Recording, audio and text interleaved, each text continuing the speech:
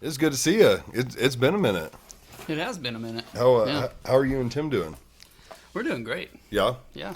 yeah. I've been meaning to hit up Tim too and have him come on the pod. He hadn't been on in a minute because he's been on multiple times. So Yeah. Talking about leadership and theology and all sorts of stuff, right? oh yeah, we've had multiple topics, multiple. What have you been doing? I've just been training, man. Yeah, that's what I figured you'd been doing. Yeah. I don't know if you could tell. You looking I'm jacked? a little bit skinnier than last time you saw me. Been doing a lot of running. Yeah. So this morning I got up and I ran 6 miles. So 6 miles. It That was sounds like brutal. a nightmare to me. it was brutal, but it's going to be worth it. Yeah. Well, I guess let's cover that real quick. So you're rejoining. Yes. I am currently in the delayed enlistment program for the Air Force. So What's that mean? That basically means that they consider me enlisted, sworn in, all of that, but there's certain criteria that I have to meet before they can ship me out. And they also have to have a spot for me to go, too. So Okay. the Air Force and several other branches are experiencing a unique problem right now where they're like, every year they say, hey, we want you to go recruit, 2,000 people.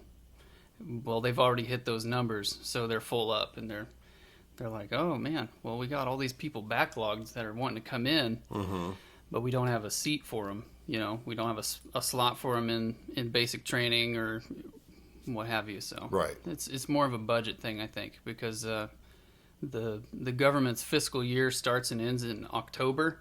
And so, like, right now, the ship date that they have for me is in October. The nominal ship date. They're like, yeah, you'll probably ship out in Right. October, sometime around then. And what would ship out mean? Because I feel like we're always involved in something, but we're not actively in a war right now, correct? Or are we? No, we're not actively in a war right now, but it's hot out there.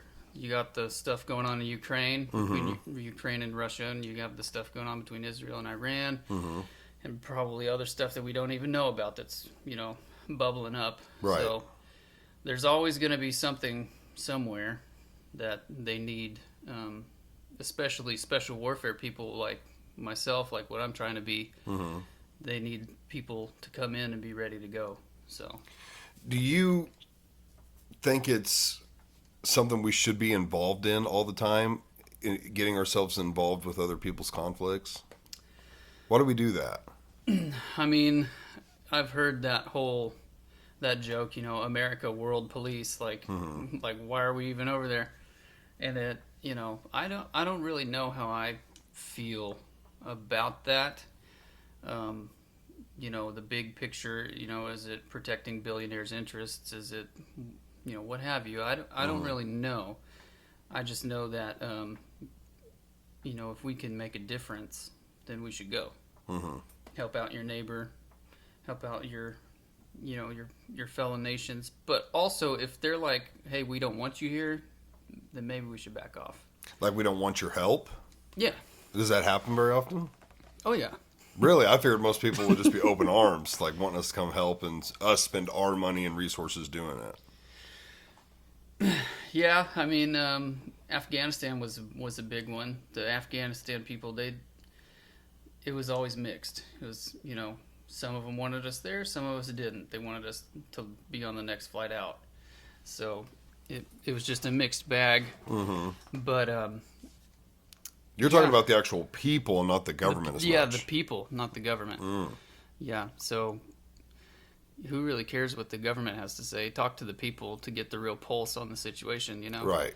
Which that was part of my job in the Army, was talking to the people and figuring out what is actually going on, what the actual problems are. What are some of the things that might not be on a official report or whatever that are going on in the communities that we're going out into. So and trying to come up with a solution for them. Yeah. Usually the solution everybody wants is to throw money at it. And it's like, well, that might be a short-term relief, like that might be a band-aid, but if you want to really get to the root of it and whatever issue you're having and have it not happen ever again, that's going to be a systemic thing. That's going to be how you operate, how your village is structured. Maybe you need to, not to be the blatant American here, but maybe you need to have like a democratic process in your town to figure out who's in charge. Right. Rather than, well, this guy was, the son of this guy, son of this guy, son of this guy, so he's our village elder. Well, I was actually just kind of told something like that about Trump. I guess with the whole Israel and Iran thing, people were wanting him to just send people and money and resources and just wipe the thing out. And his approach was like, well, we need to give this a little more time and actually discuss this with both sides. And instead of just wiping out one, because all that's going to happen is years down the road, it's going to happen again. It's like we actually need to just have a meeting and a discussion with both sides involved and figure out why this is going on and how we can stop it in the long run, and not just, like you said, kind of put a Band-Aid on it. I mean, we could easily go over there with planes and bombs and just wipe the situation out, but give it 5, 10, 20 years, it'll happen all over again.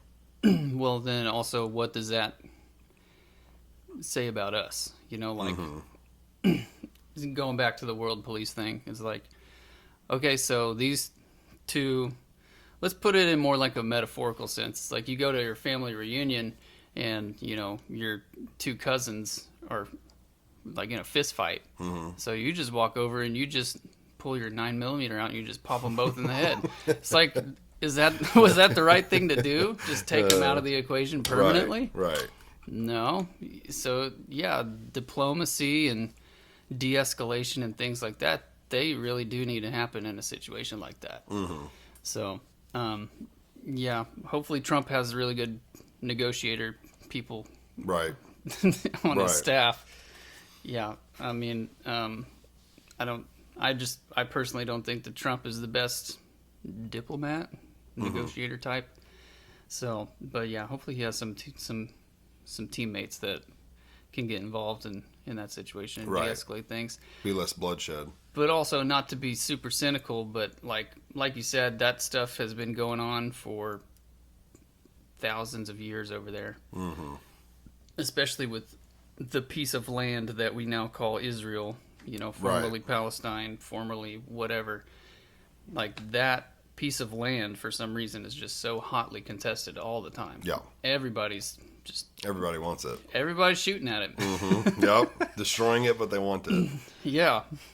Well, I want to jump back to like the beginning of this. Okay. What made you go to the military? You're obviously 16, 17, 18, somewhere in there. And what makes you think military? Yeah, I was 18 when I started the process back in 2011. And right out of high school, still in high school?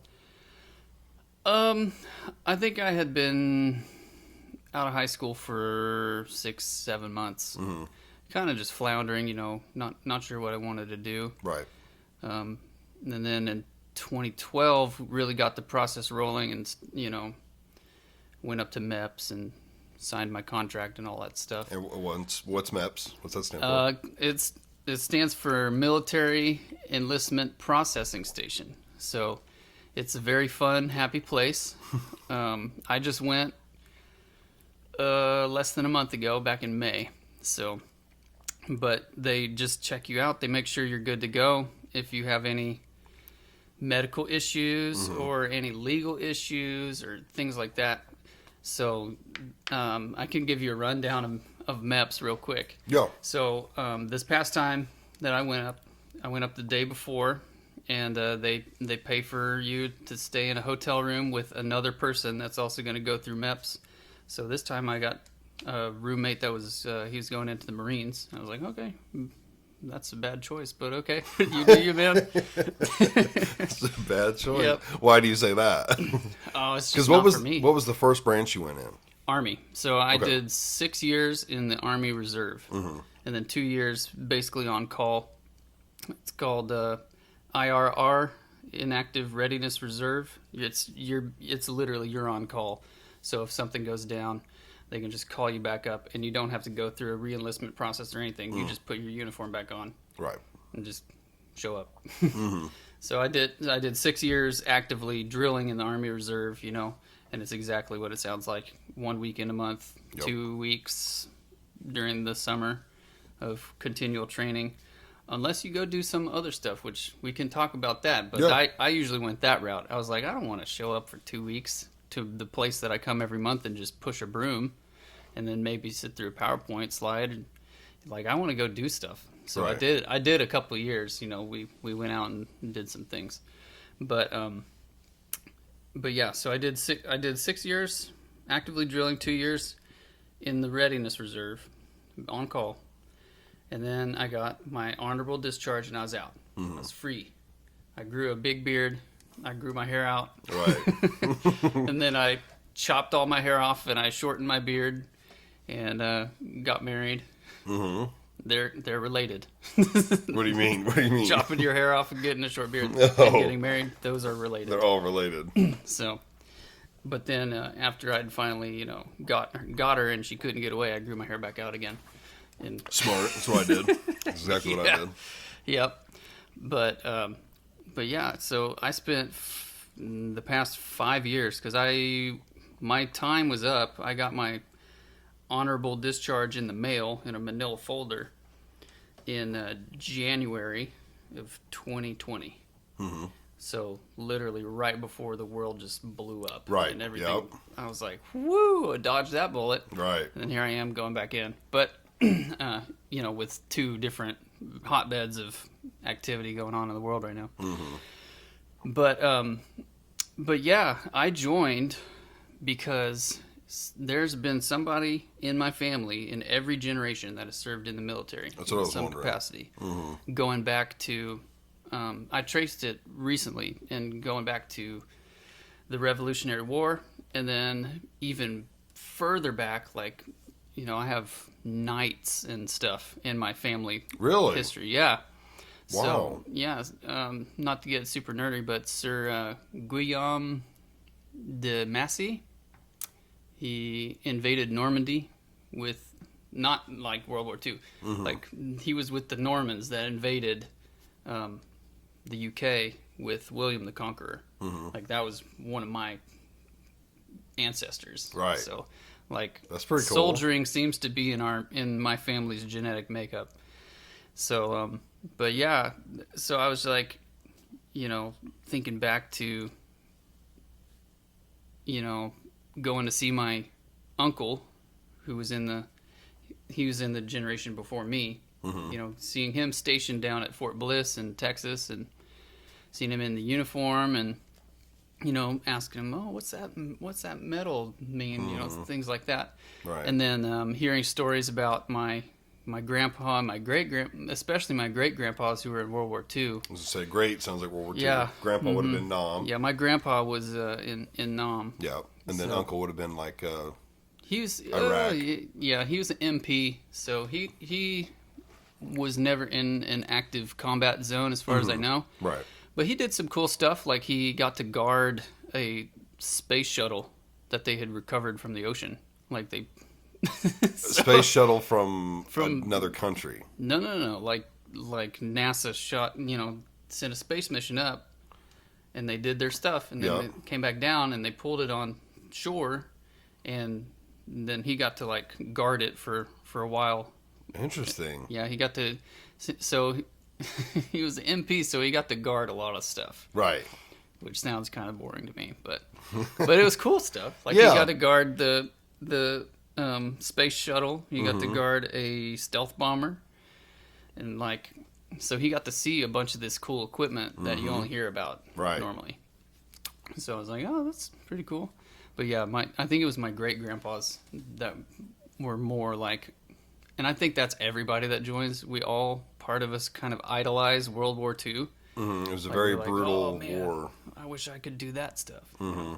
So, but yeah, he was specifically my mom's grandpa.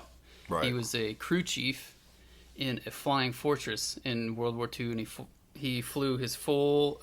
They had like a set number that if you fly this set number, you're done. You can be done. So, Like set number of missions. of missions Mm-hmm. because so many planes were getting shot down. Oh. So they're like, Right. if you can fly this set number of missions, I think it's 35. If you can fly 35 missions and you're still alive, feel free to go home. Right. Because you're not going to hit 36. Yeah, but Right. he was in the 100th Bomb Squadron. I think that's right, in World War II. And they recently made a show. The creators of Band of Brothers in the Pacific made a third one, Masters of the Air, and it's about that bomb group. Wow. I haven't watched it yet, but I'm gonna be looking for him to see if maybe he shows up. Right. Probably not, but I don't know. That'd be cool, though. It I would mean, be it cool. is he was part of that story. Yeah, he was. So, but yeah, so there was a strong family tradition of military service. You know, growing up hearing about it, and when I was a little kid, I was obsessed with like the Civil War, with World War II, with just soldier stuff in general. Yeah. I just thought it was the coolest stuff. You know, you hand a kid a stick. And that stick can turn into a sword, A or a gun. gun, Yeah, or whatever. especially And with for little me, boys it and usually stuff. turned into a gun. Yeah. So yeah, but yeah, so that was my initial reason for joining. Was Mm-hmm. just like fresh out of high school, don't really know what I want to do. Like I didn't feel like I was smart enough to go to college. Yeah, I didn't do much college either. So, you know, I looked into some of them and I was like, oh, you got to take math classes. Right. I don't know how Mine I feel was about speech. that. I hated it. Yeah. Public speech, hated it. Yeah, I had never thought about it personally. I've had family that were in it, but I think the biggest thing that didn't interest me was the whole going to boot camp and people yelling in your face and like breaking Yeah, you down to yeah. build you up. I was always like, personally, I was like, I don't need that. Like, that would just piss me off. Someone in my face. I'd probably drop a motherfucker like first day, or at least try. So I was like, yeah, that doesn't. The everything else sounds kind of appealing. I mean, not Yeah. being away from your family, like the hard stuff, but as far as the day to day, the missions and like, you know, this might sound cruel, but like the killing and everything, it sounds like. You know, if that's what you're going for, like if you're going for that, you know, of course, if you're going to be like a mechanic or something, that might not sound as appealing. But Yeah. if you're like, yeah, I want to be boots on the ground or I want to be a sniper or something, I can see why it'd appeal to people. Yep. If you show up to a recruiter for any branch in the military and you say, I want to kill people, they're going to be like, no thanks. That's wild. You would think that's the people they would want. No. Those are the Really? people that commit war crimes. You know? Oh, yeah, they're probably a lot Like- more political nowadays. Yeah, it's so, you know, firearm safety, it goes beyond just the tool. It goes to the person, you know. Right. So you shouldn't ever put your finger on a trigger without unless you have the full intention to kill that thing. Right. Right? Yep. So those kind of people are the kind of people that they would like mentally, they just always have their finger on the trigger. Right. They don't have personal safety, like, if that makes sense. Oh, yeah, it does. Yeah. So yeah, and I mean, there's the whole surge of like Call of Duty, and people played the Call of Duty games. They're like, oh my gosh, I want to go do that cool guy stuff. Right. It's like, you know, do those people in those games that are doing that cool guy stuff, they have thousands of hours of training in different, like they probably have 1,000 hours on the range. They probably have 1,000 hours in the gym, more than that. Right. 1,000 hours of, you know, jump time, Yep. you know, free fall school, sniper school. Like they have been through an intense amount of training. Yep. And so you know, when you walk into a recruiter's office and you say, hey, I want to do that, then the recruiter's like, okay, I can point you in the right direction, but whether or not you do that is going to come down to you, you know? Like So- if you were just a punk kid and you're like, yeah, I want to be a Navy SEAL, they're probably going to be like, you might want to try something else first Yep. before diving straight into one of the, I don't know, I'm Yeah. assuming that's one of the more badass jobs you Yeah. could have, a SEAL. I don't want to play favorites, but I'm totally going to play favorites. I love and it. I think if you were to ask people from other special warfare communities, they'd probably agree, but I think Green Berets are probably the top of the top. Like Yeah, as far I've- as like, I've heard Green Berets, Mm-hmm. Navy SEALs. yeah. There's one or two other big ones. Now I'm spacing on them. There's something I like can a help you Scout out. Ranger or something. Marine, the Marine Scout Recon. Scout Recon, maybe. Okay. Yeah, correct me if I'm wrong. You can hop in the comments and correct me if Yes. I'm wrong about that. And then, so when I joined the Army, I did go into the Army's special warfare part. Like it's almost like a branch inside of the branch. Okay, yeah, makes sense. And same thing with going Air Force. Like I'm going into the Air Force Special Warfare Program.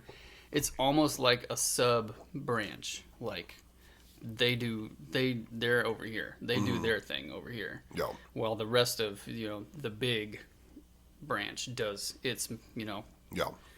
airplane mechanics and munitions and logistics and all this other stuff. So, but when I was in the Army Special Warfare Program, it was Special Forces, Green Berets, Psychological Operations, which is what I was, and that's kind of weird. But and then your Ranger Battalion. So your Army Ranger Battalion. And there's a couple others like SOAR, Special Operations Aircraft Reserve Reaction Force. I don't know. They fly the helicopters for the SF dudes. And then, and then there's the Black Daggers, who are just like high altitude, low oxygen jumpers, quick reaction infantry type people. So that's the Army. That's their special warfare, special operations pool Yeah. that all them people are in. And the Air Force that I'm going into has its own special warfare pool as well. And it consists of 6 jobs. So PJs, pararescue men, they're EMTs that jump out of airplanes where you can see the curvature of the earth to go behind enemy lines and pull people out. Dang. Yeah. They're that high up? And so remember I said like the Green Berets are the baddest of the bad. I think PJs might be tied or just behind because everybody respects. This is uniform. Like everybody in the military loves Doc. If you're a medic, you are their best friend. So you're talking about a medic that is going to jump behind enemy lines to pull you out and patch you up. Like they're the best of the best. Like they're your best. They're your saviors at that point. But they also have some of the toughest school that I've ever heard of in the military. So there's those guys. They're kind of like the poster child for special warfare in the Air Force. Then you have combat controllers. Their job is to jump in and clear an airfield, like clear an airfield of hostiles, of debris, of whatever for a helicopter or an airplane or whatever to land. Yeah. As far as I know, like I'm sure they do other stuff. Like all these guys, they wear different hats and they share responsibilities and stuff within their jobs. Then there's TACPs. They are the people who call in airstrikes or tell planes or helicopters where they should or shouldn't land. And so their big thing is like sneaking in and setting up and basically marking, okay, what places need to get hit, what are the safe landing zones, things like that.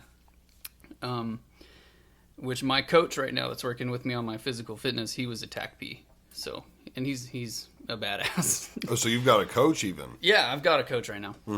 I'll hit the other jobs and talk about the job that I'm going to go in as, and then we can circle back and talk about coach. Okay. But yeah, so PJs, CCT, TACP, and then SR, Special Recon, and they're just ninjas. They just go in the dead of night and set up surveillance, do recon. They play with drones a lot. So they have a lot of like very advanced drones and drone training. Drones that are like dead silent. And, Yeah. And usually SR sniper school is part of their pipeline of training. Like so, every one of these jobs has a pipeline. So if you think of a pipe, you go in the top and then you just go through until you come out the other side. That's what we mean by pipeline. So part of their pipeline is sniper school, and it's not so much the shooting people as it is the sneaking. You know, figuring out how to get in quiet and undetected and things like that. Then we have EOD. EOD, self-explanatory. Make stuff that goes boom, not go boom. Not go boom. Yeah. And then the job that I'm trying to get is SERE. So it's an acronym, SERE. Stands for Survival, Evasion, Resistance, and Escape. And it's a twofold job.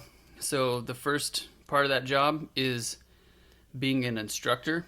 So all these guys that I just talked about, these special warfare guys, and then all of these Green Berets and Navy SEALs and whatever, they all have to go through a SERE program of some kind to learn what happens if something happens and your plane goes down, or you get trapped behind enemy lines, or you know, in the middle of nowhere, your comms don't work, whatever. What do? You're gonna have to learn how to survive on your surroundings, on whatever's around you. You're gonna have to learn how to evade capture. You're gonna have to learn how to resist interrogation if you do get captured, and escape if you do get captured. Let's cover these. This is interesting. Yeah. So it's a really interesting. Of all the jobs, you know, at first I wanted to be a PJ, because everybody does. That looks up this stuff. They're like, whoa, that sounds like cool guy stuff. I want to do cool guy stuff. Right. But yeah, so SERE is the first hat that they wear is the instructor hat. So these people come in, PJs, pilots, air crew, you know. So if your job in the Air Force is just loading boxes onto an airplane to fly from point A to point B, you still have to go through SERE, because that plane could go down too. Right. And you're going to get taught by a SERE instructor, which is what I'm aiming for. But yeah, and there's and in SERE, you know, they have instructors for every part of the training, every biome. So teaching people how to survive in the desert, Right. Yeah. which I hate the desert. More on that later. I would too. You know, woodland biome, of course. Open ocean, like in the middle of nowhere in the ocean. Arctic, like they have a school up in Alaska where you get to go play in the snow for like a month. Learn how to survive in the Arctic. Yeah. So tropical, you know, palm trees and beaches aren't always relaxing if you don't have a water source or a food source, or, you know, communication, a way to get out of there. So, but yeah, they're so they have different schools for every biome to teach people how to survive in every different environment. And then they also have I don't know exactly what it's called, but it's basically water training. And it's one of the first things, as far as I understand, it's one of the first things you do as a SERE candidate, is you have to go through this thing. And it's basically a big empty fuselage of an airplane, you know, like the innards of an airplane. Yeah. And it's hanging out above a giant pool. And so they get everybody in, and then they dunk it, and then it starts to roll, and it's like, Yeah. you got to get everybody out safely, and that's part of the training. But apparently you do that for like a couple days, just nothing but that. I've watched 10 hours a videos day. of them do this, except Yeah. they were in a helicopter, the one I was watching. But Yep, I'm sure they have different vehicles. Right. The one I saw was an airplane, but I'm Right. sure that they have different vehicles that they just dunk in the water and start to, you know, twist them all around, and you just have to get you and your buddies out. And, now, unfortunately, a little side note, I'm sure it's quite common people have lost their lives in training. Whether it be drowning in an incident like that, Yeah, or I a bet it happens. misfire at the shooting range. yeah, Yeah. yeah, I bet that has happened, but I think that they probably do everything in their power to make sure that it doesn't. Right. You know, so there's always going to be exceptions, anomalies. I think the year that I went through Army basic training, we had somebody die. No, nobody that was in my company, but like on base, like we heard about it. Like, oh, we had a trainee die doing something. Right. I was like, oh. But they, and we did a lot of dangerous stuff in basic training because they got to train you how to, you know, do all sorts of things. So one of those, for instance, we did what they called a night fire in basic training, where you had to crawl up a hill. It was like all this muddy trenches and barbed wire stuff, and you had to crawl all the way up to this hill. And the drill sergeants had set up machine guns, like real machine guns, firing real rounds, but they were locked, so you couldn't move them. Like they were going to shoot a certain distance above the ground. Right. So the drill sergeants were like, "Listen, you stand up, you're dead." That's simple. Short and sweet. Just like if we're doing this and you get freaked out and you stand up, you're going to die. You're going to get shot. Damn. Like we'll try to stop shooting in time because there's people behind them. You have to pull the trigger. Right. They're not automated, but it's like if you stand up and we don't see you in time, you're gonna get blasted, man. Like just stick to the person in front of you. Just follow the person in front of you. Right. It's freaky because you're hearing the You can hear them. Oh yeah. going over you and. You're talking a couple of feet. Yeah, literally like inches or maybe a foot above your head. You're hearing the phew, phew, and they do that to like get you used to it. Yeah. For a real combat environment. Mm-hmm. But yeah, there's dangerous parts of training in every military branch. I'm sure of it. But yeah. Mm-hmm. So going back to the SEER thing, they wear that instructor hat.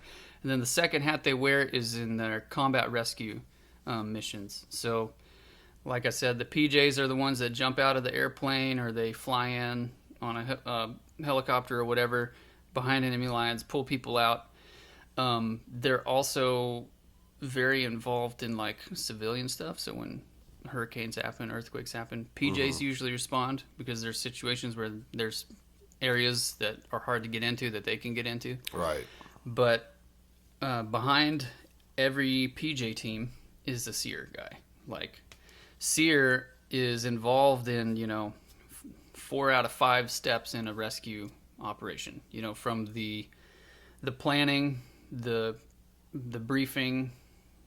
They're not involved in the active recovery, but then also the debriefing and the reintegration of the people that were rescued. Mm-hmm. So, if and this is, I can tell you more about this after I go through all of this training. You can have me back on and Absolutely. I can talk about it.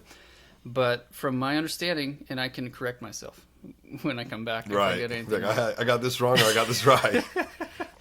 From my understanding, it's, a call comes in, hey, little Timmy fell down the well, or little Timmy's lost in the woods. That's a better one. Little Timmy's lost in the woods. Right.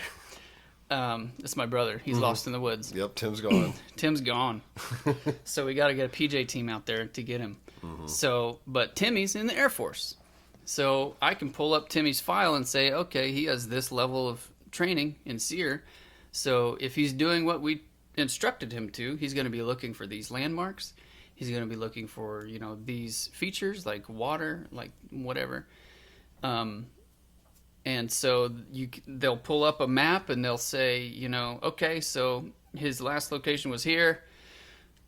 Check over here. Like, they'll give you, like, this is a hot spot, this is a hot spot. Check these 2 places. Mm-hmm. He's probably going to be in one of these 2 places. Because there might be a water source or a food source. Mm-hmm. Or Yep. Yeah. And I was listening to a interview on another podcast, the One's Ready podcast, which is the Air Force Special Warfare podcast. Mm-hmm. And they were talking to a SEER guy who had done exactly this. Hey, they had an airplane go down. And so he pulled up this guy's file and said, okay, he's got this kind of training and he's in his plane went down in this location. So he's going to be probably right here. And he dropped the pin. Boom. And the PJ team went out and they're like, yeah, he was within 25 meters of where you said he would be. So, but then when he brought him back, they went out and they picked him back. That's, the first 2. So, the planning and the briefing, mm-hmm. Planning, look at the map, figure out where he's going to be, briefing, tell him, hey, this is where he's going to be. There's a lot more to it than just, hey, go get him, he's here. Right. But then the PJ team went out and got him. That's step 3 of the rescue process. And then he was like, when they brought that guy back, they stuck him with me, and we just went to, you know, the SEER compound on base, and we just sat and we played Xbox, and we just talked about what happened. And, you know, I did a soft evaluation of him to see if he was all right or if he was too shook up. And, you know, we did that for a couple of days. You know, every day he'd just come over and we'd do something, you know, play Right. video games, board game, just talk, whatever, drink coffee. And he's like, and, you know, slowly but surely I made an assessment and I was like, yeah, he's good to go. So then he reintegrated him back into the Air Force. Like, yeah, you're cleared. You're not too shook up. You can go back to what you're doing. You know what this reminds me of? I think it's called Lone Survivor, where everybody dies except the one guy. I think it's Yeah. a Mark Wahlberg movie. It is. I'm assuming he went through this SEER program when they got back. They were the ones who rescued him. Probably. Like, you know, sending the rescue team, and then when he got back, he probably had to go through something like that to see how. Because he had to be very shaken up. Yeah, there is you know, so SEER instructors like what I want to be are all enlisted. They're, you know, privates. The Air Force doesn't have privates, but Oh, they you don't. know, they got stripes. Yeah. Yeah, they call them something else in the Air Force. They call them airmen, I think. Oh, okay. But yeah, so SEER instructors are all enlisted. They'll have stripes on their uniform. But there is an officer side that is a SEER psychologist, I think, and they're more like, you know, hey, this guy went out and he got really messed up.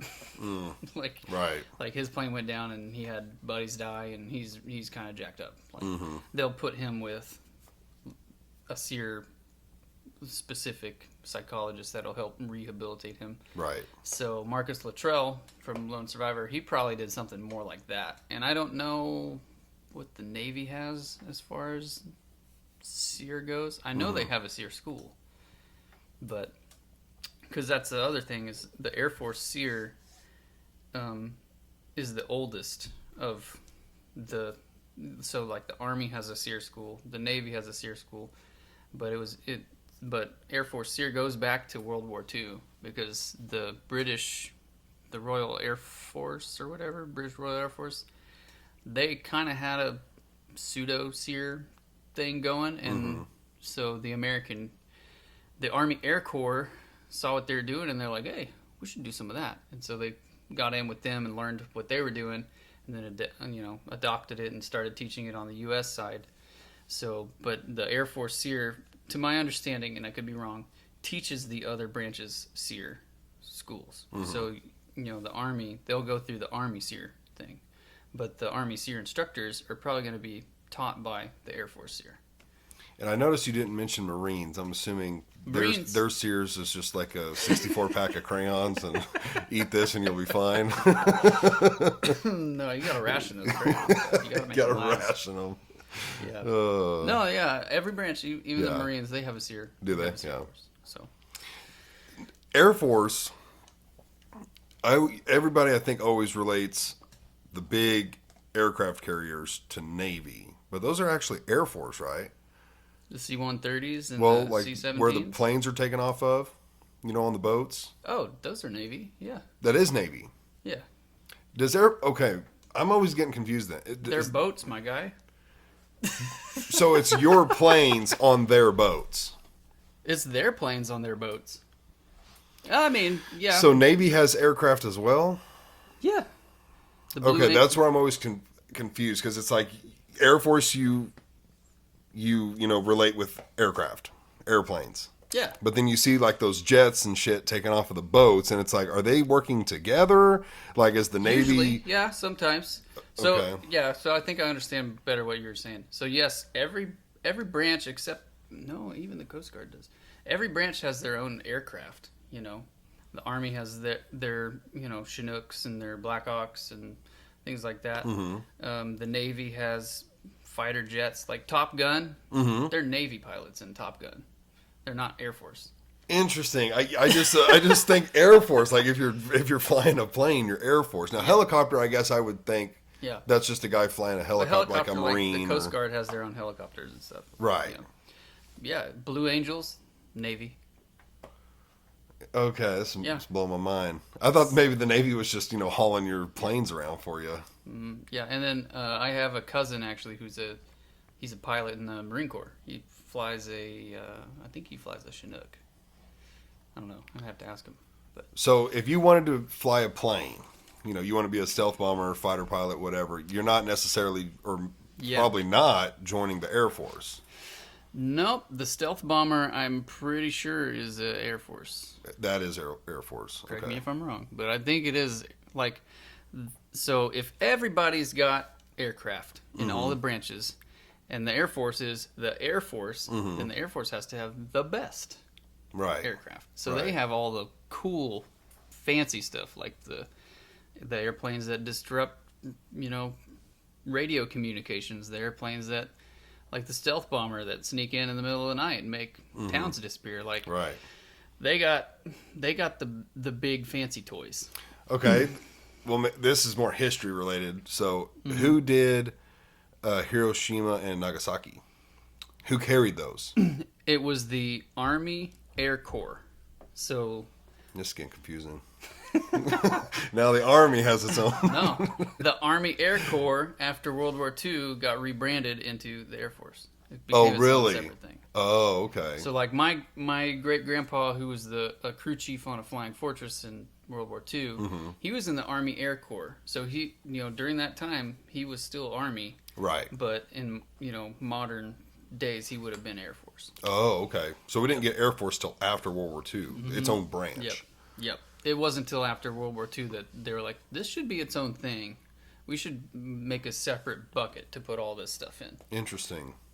Yeah. Okay. And the guys that are like what I'm gonna say like boots on the ground, are they on their own ships? When we're sending jets out, like is there like an Air Force ship?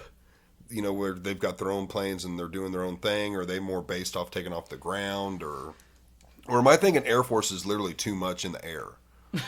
Am I thinking that way? No, I don't think so. Okay. So if we were going to deploy to a country that was overseas, we would probably ship all of our airplanes over on an aircraft carrier. Yep. So Navy, the Navy would haul us over there. But yeah, there is some like ground to air stuff because in modern times, with how advanced technology has gotten, an airplane, if you do it right, can fly around the world, no problem. By refueling. Refueling in midair, Right. or not at all. Because that's not just a movie thing. That's a thing where That there's is some a thing. giant plane with just massive fuel reserves, and you go Yep. up to it, and it's got like the probe sticking out, and they connect to it and fill up. Like that's a thing. Yep. Yeah, Yeah, it is a thing. that's wild. It is wild. That'd be interesting, like to be in the plane with the guy when he's doing that. Yep, that has to take some precision flying for Yeah, sure. it's like So- sex in midair. That's all it is. It's sex while flying. Yeah, there's a movie. I think it's Doctor Strangelove. I don't know. I just listened to a thing about it yesterday, but they have like a sequence in the movie that's like, it's because it's a bunch of warfare imagery, but it has like a sequence where it's like those planes doing that, and it's playing like Right, Like, right. music Set in the background. mood. Little mood music. Yeah. So you go through. Did we skip over the maps part, or you talked about the maps? I love jumping around, so it's fine. I love doing Oh that. man. But like you went to the maps. Well, part of it is also because we haven't seen each other in 3 months, I know. so we're just getting caught up. Yeah. Has it only been 3? I think it's been 3. It almost So- felt like it'd been longer. I don't know why. But yeah, we're all buddies. So We we're are. like getting caught up too a little bit. I know. Yeah. As soon as I saw you, I was like, man, it's been a minute. It has been a minute. But I've been Yeah, wanting to have so- someone on the military on, so it's like Nate would be perfect. We can circle back to MEPS. Everybody's got to go through it unless you're being commissioned as an officer. That was my question. you were talking about it, like two parts on this question. One, the tattoo thing, because we both have tattoos. Yeah. So I'm assuming like they're gonna be actively looking at tattoos maybe at that point to see if you're even eligible, and then if not or whatever, what are some things that they could find and be like, oh, you're not eligible, like you can't go. Don't lie. So before MEPS, you have to sit down with your recruiter. So like my wife and I went up and sat down with my recruiter a couple months ago, long before MEPS.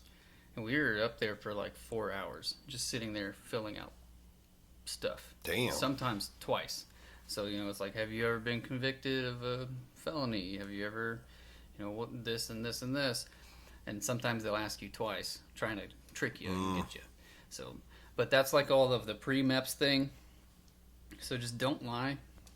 And hopefully you'll have enough time between that and actually going to MEPS that if you can remember, like, oh man, I had a surgery when I was like 4 years old, they're going to want paper for that. Like they're going to want a paper trail for that.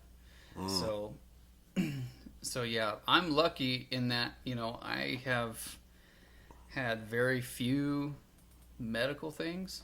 I've had my tonsils out and my wisdom teeth out, and that's like it. Mm-hmm. So I've never officially broken a bone. I've broken a bone, but Right. I've never had to go to the hospital for a broken bone. But yeah, so just don't lie about anything that's happened in your past, because your recruiter will help you. Like,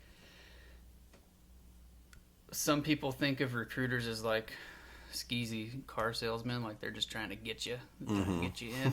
Right. And it's like, no, no, not really. I'm sure some of them out there are like that, but like the one that I'm working with right now, Staff Sergeant Vermazen, he's done like ridiculous hours with me, like he was at the office until like 8 or 9 at night that night, filling out stuff because he wanted it to be right. And I didn't learn this until a couple weeks ago, but he lives in Clinton, Missouri, and that was in Springfield, so he had to drive like 2 hours to go home. Right. I was like, good grief, man. Like, we could you're have left. Dedicated. Right. But that's who you want on your team, So just don't lie to your recruiter. If you've done something stupid in the past, tell them, because they'll be able to figure out, like, if that's a disqualifier, if there's a waiver for that, whatever. Like if you got in trouble as a kid or something, But yeah, got an MIP or yeah. yeah. If you're hiding something or you forgot something and it comes up at MEPS, you're going to get disqualified. Like, Even if you honestly forgot. even if you honestly forgot. But if you do get disqualified at MEPS, it's going to come back to your recruiter, and depending on what it is, they'll try to get a waiver for you. Like, if, you broke your finger and you forgot that you broke your finger until the lady asks you, or the guy asks you at MEPS, have you ever broken any bones? And you're like, no. Oh, actually, that one time. They're going to be like, eh. So then you go back to your recruiter. You just have to go back, find the paper trail for that broken finger, and then resubmit it, and then you'd be good to go. Right. So Now, someone like me, I guess I wouldn't even make it to MEPS. The first stop would be a recruiter, right? Yeah. Okay. I'd walk in and they'd be like, Yeah. nope, you can't do it. Because Yeah. my hands. yeah, MEPS is about for a lot of people, it's the halfway point in actually going in. Mm-hmm. MEPS is it's a big hurdle. It's a big step to do that. Still haven't been sworn in yet. Like you could still back out at that point. You swear in at MEPS. So Right before or right after? after. Right after. Yeah. Okay. So after you've gone through your medical evaluations, which take, depends on how messed up you are, how much paperwork you have, if you played football or baseball in high school and college and got a bunch of injuries, it's going to take longer for you because they're going to have to dig into all that stuff.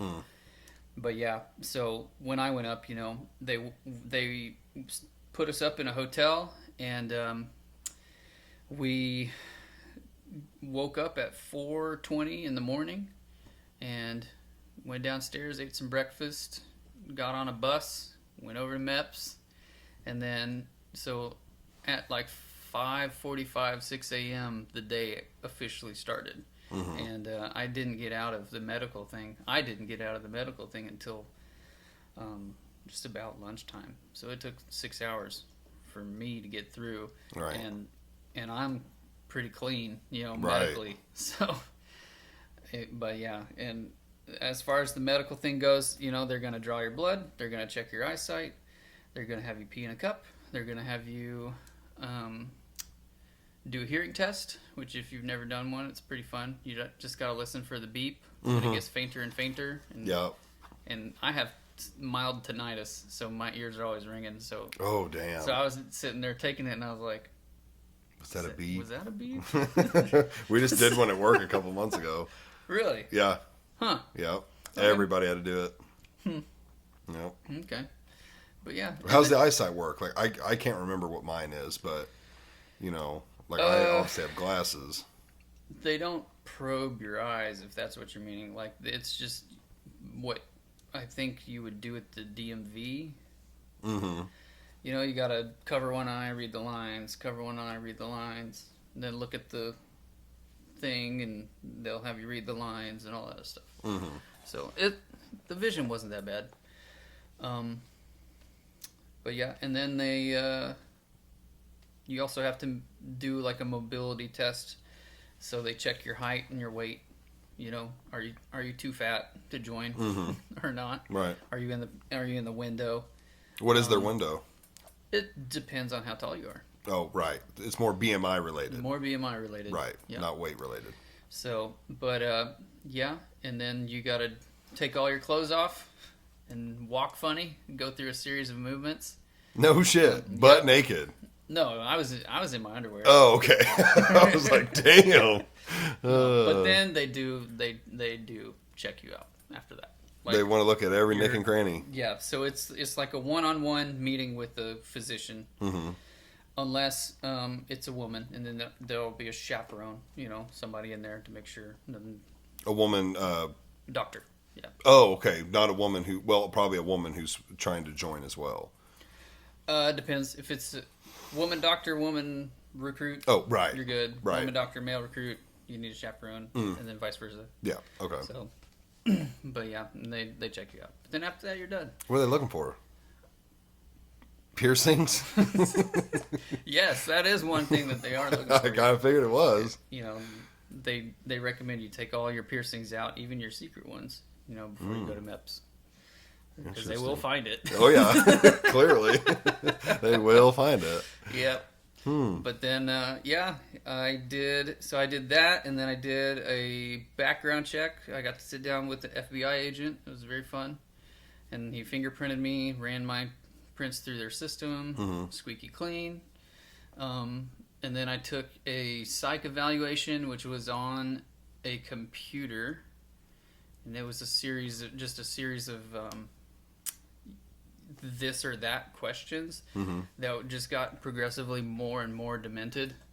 So it was like, here's a good example. It's like, who would you rather save, your mom or your dad? How are you supposed to answer that correctly? And that's your only two questions, like your only two options.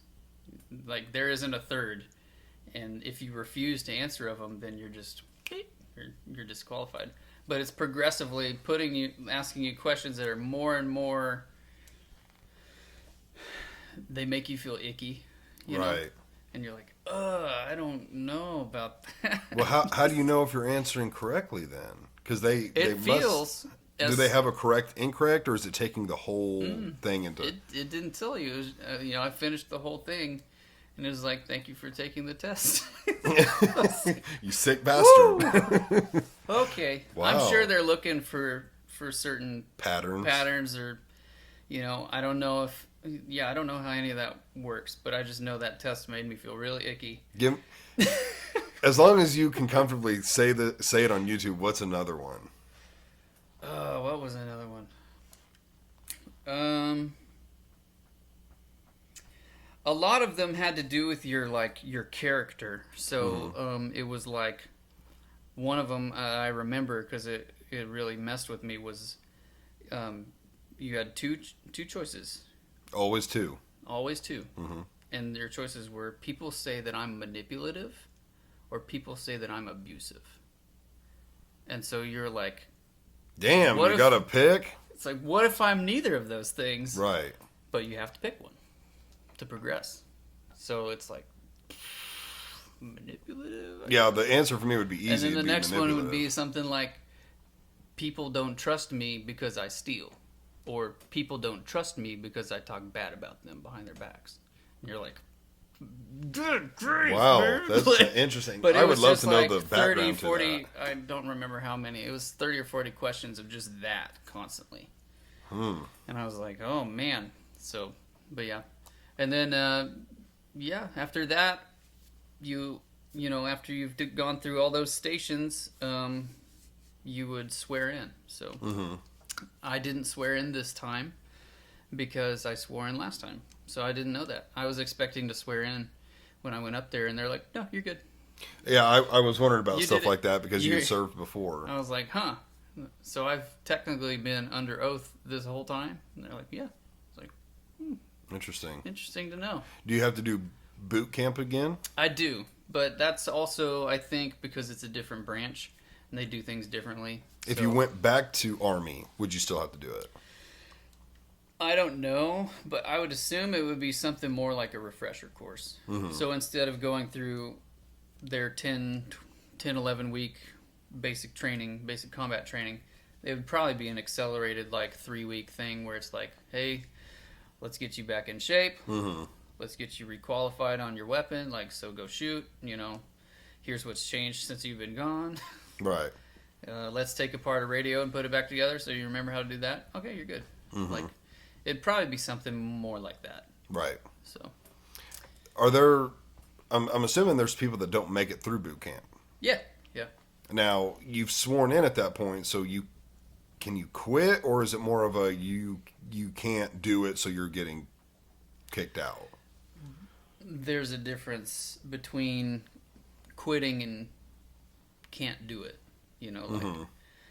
Um, Because at that point you can't quit. You've already yeah, sworn you're in. already in. So, if you quit, it's what's called Chapter 11, and I don't know if this is.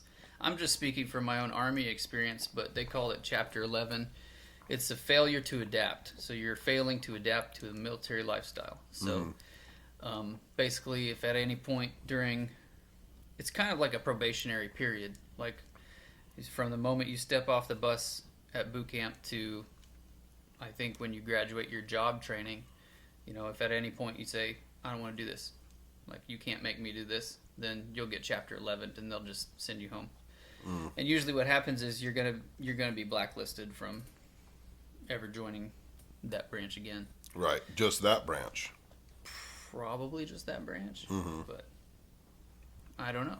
Right. So, Do you know if it would be? I'm assuming way different if there was a draft. Like they're not going to be as picky. Like, oh, you might have this problem, but we're going to overlook it because we need personnel.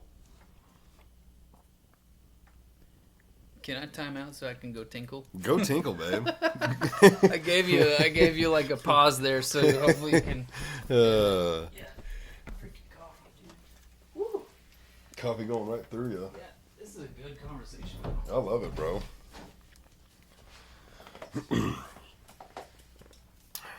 So I'll just keep it rolling while Nate's gone.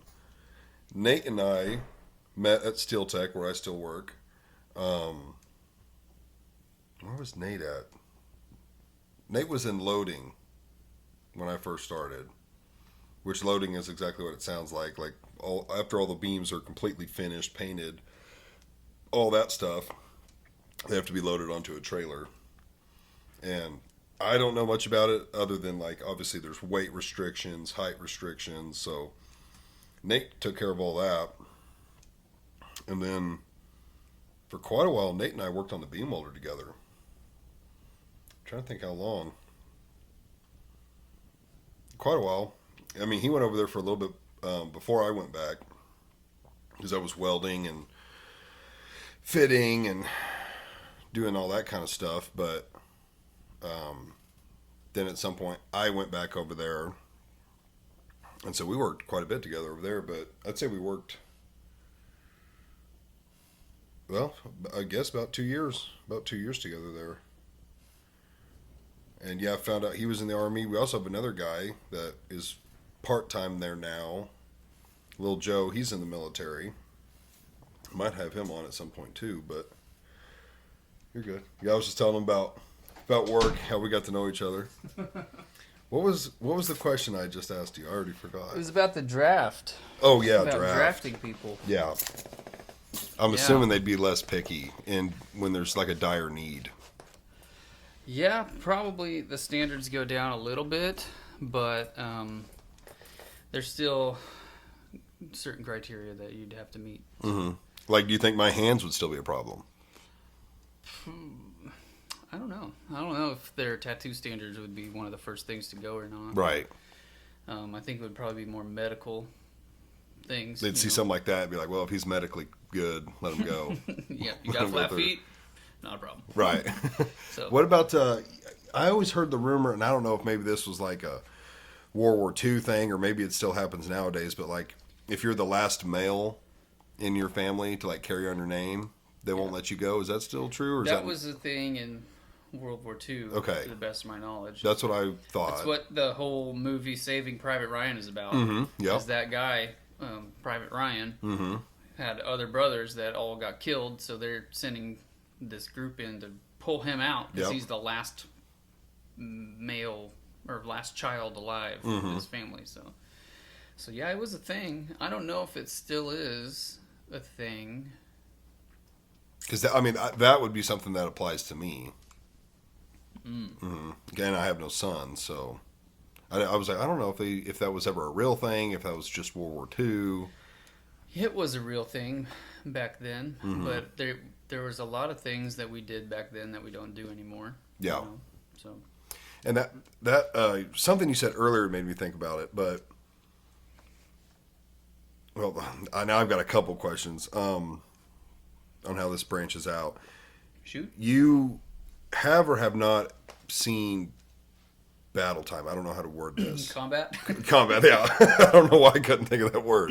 No, I've never Okay. been shot at or shot at anyone. Right, okay. Why, and let me start by saying it's not my place to say anything like this because I've never experienced it, but why does it seem like the generation from World War II, Vietnam, are more open to discussing it, or maybe seem like they have less problems? I'm not saying they don't have problems. I think that generation definitely dealt with it differently. But it seems like our generation is less likely to be open about what they've done and seem to have more lasting mental problems. Now, I'm sure you could say the World War II generation, the Vietnam generation, maybe they become alcoholics, or they were abusive in their relationships, or maybe they were more distant and cold. Where this generation seems to just be more open about, like, I have PTSD, I've got trauma. They're less likely to talk about it. I have a cousin that, like, I know his story, but he won't openly talk about it. Mm-hmm. Whereas I've watched, many World War II vets and stuff, and they're just openly talking about it. I mean, this one interview I watched, the guy he was like, I enjoyed all the killing. He would get graphic about what he did. He was calling them derogatory names. He was like, I loved every minute of it. Yeah. And it's like, why was there such a cutoff there? I mean, you're talking about societal things now. So during World War II, just about everybody you met served in some capacity. Right. If you think like it's kind of wild to think about post World War II America, where being a veteran wasn't special. Back then. Yeah. Because everybody was. Everybody did. Even the women started taking factory jobs and, Yeah. and helping produce for the war. Yeah. So it was, you know, It was like, your shit's not special because I have the same shit. I mean, it sounds harsh, yeah, but it's just a different smell. Yeah. yeah. Like that's my where my mind goes when I think about how to answer that question. Is just, back then everybody had gone and done something. Right. So, and seen something, just about. So, yeah, it was more commonplace just to talk about what you did. Right. And now that guy that you were talking about in specific, like, I don't know what to say about that guy. I'll have to send you the video. It's about an hour-long interview, and he's a very chipper old man. He had fond memories of World War II. And I mean, you can't really control. So going back to like who would they let in, who they wouldn't during a draft, it's like, okay, well, let me ask you this: how many people that joined the armed forces in World War II were secretly, or maybe not so secretly, in the KKK? You know, could have been him. Like he Right. could have like Right. You know? That's what you're saying. so, or if not in the KKK, were like, you know, white supremacists without even realizing what that is. You know, just like, hey, that guy is Asian and I'm not Asian. So, Right. you know, my wife and I just recently watched through The Pacific, which is the, you know, the sister show to Band of Brothers. We just wrapped that up a couple weeks ago, and our takeaway from that was like, Band of Brothers was kind of, it's rough to watch it, but it's also more like you feel better after watching it, because it's like the Nazis are clearly the bad guys, you know, like, but they also have codes, and like, yeah, they did really awful stuff, but they fight like a conventional army. You know, it was fighting Germany was, you know, conventional armies fighting conventional armies. In the Pacific, fighting the Japanese was guerrilla warfare. Like, it was knock down, drag out. Like, you have to dig these guys out of these islands. And they were, you know, they have a different, you know, so going back to Europe, it's Christian nations fighting Christian nations. And in the East, it's a Christian nation who, you know, thinks of things from like value of life. You know, everybody is made in God's image, blah, blah, blah, versus, you know, Shintoism, Buddhism, Taoism, where it's like, if I die, I'll just come back. Right. So yeah, they had They don't care. fearless mentality. And same thing with like, you know, this mom and her baby, they'll come back too. So like, let's strap a bomb on them and send them into their camp. Like, That's more of a Middle East thing, or is that a that was in World War II, baby. Oh, okay. Yeah. Right. Yeah, that the Pacific. When we finished watching the Pacific, we did not have that same feeling from watching Band of Brothers. We felt like wow, that was a lot. I'm gonna have to sit here for a minute and process all that, Right. because there's not a happy, you know, nice little ribbon on the end. It's like, no, this guy went home and committed suicide, and this guy, you know, went home and just was a shell for the rest of his life, and things like that. So yeah, I mean, everybody's different. Everybody's going to process trauma differently, and so you could end up like chipper old guy who was like, yeah, I did awful things and it was great. Yeah. Or you could end up like my great grandpa, the crew chief on the Flying Fortress. He didn't really open up about some of the stuff that he experienced until he was in his late 60s or early 70s, you know, and he started opening up to his youngest son, who I think at the time was like 30 or, yeah, like early 30s. And thankfully, his son started writing down what his dad would say. So Yeah. now we kind of have, like in my family, we kind of have an unpublished book, if you were, of just Grandpa's stories of like what he did. Yeah. And yeah, so that guy, you know, my great grandpa's youngest son, so he's like my great uncle. I don't know. He got bitten by the bug, like from that experience of his dad telling him all that stuff, and so he is like a historian of sorts, like a hobby, like a hobbyist historian.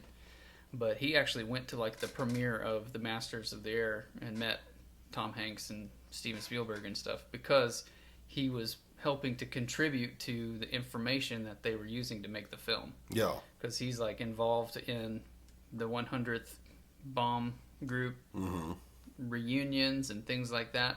He knows the different crews, like who was on the different crews. He got bit by the bug and he went really hard into it. So when Grandpa was telling him all these stories, he was piecing it together. Like, okay, so if he did this on this day, then this was that mission, you know, Operation whatever, and it was in this town, and like he's done some detective work to figure out to flesh out what my great grandpa was telling him about what he did. Yeah, because I think that's a really important thing, like for people to hear these stories. I mean, not only are they're interesting, but I think for people to fully understand the price of freedom and what people go through, you have to hear what they experienced to even semi-understand what was going on. Yeah, yep. You don't just, you know, when you join the military, you don't just put on a uniform and get a gun and do stuff. Like, you have to go through a process of basically getting torn down to your foundation and then rebuilt from scratch to make sure that you are the kind of person that can handle that kind of pressure, Right. can cope with things that you've done, or you know, that you're a good teammate. You're not just good at killing. You're good at being a teammate, Right. helping and thinking of the person next to you.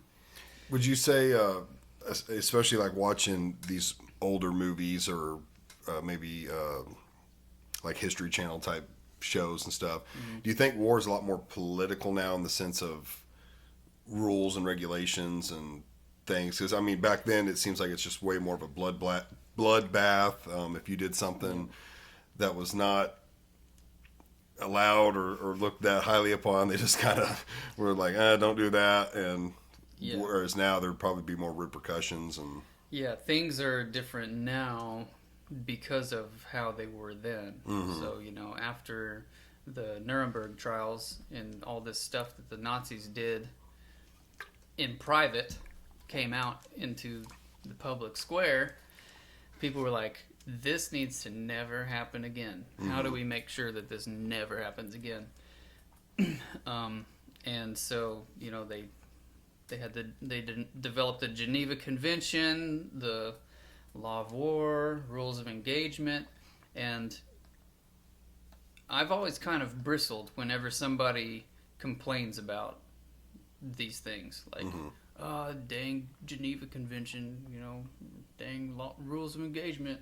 I'm like, they're there for a reason, because I don't know, I personally love history, love learning about history.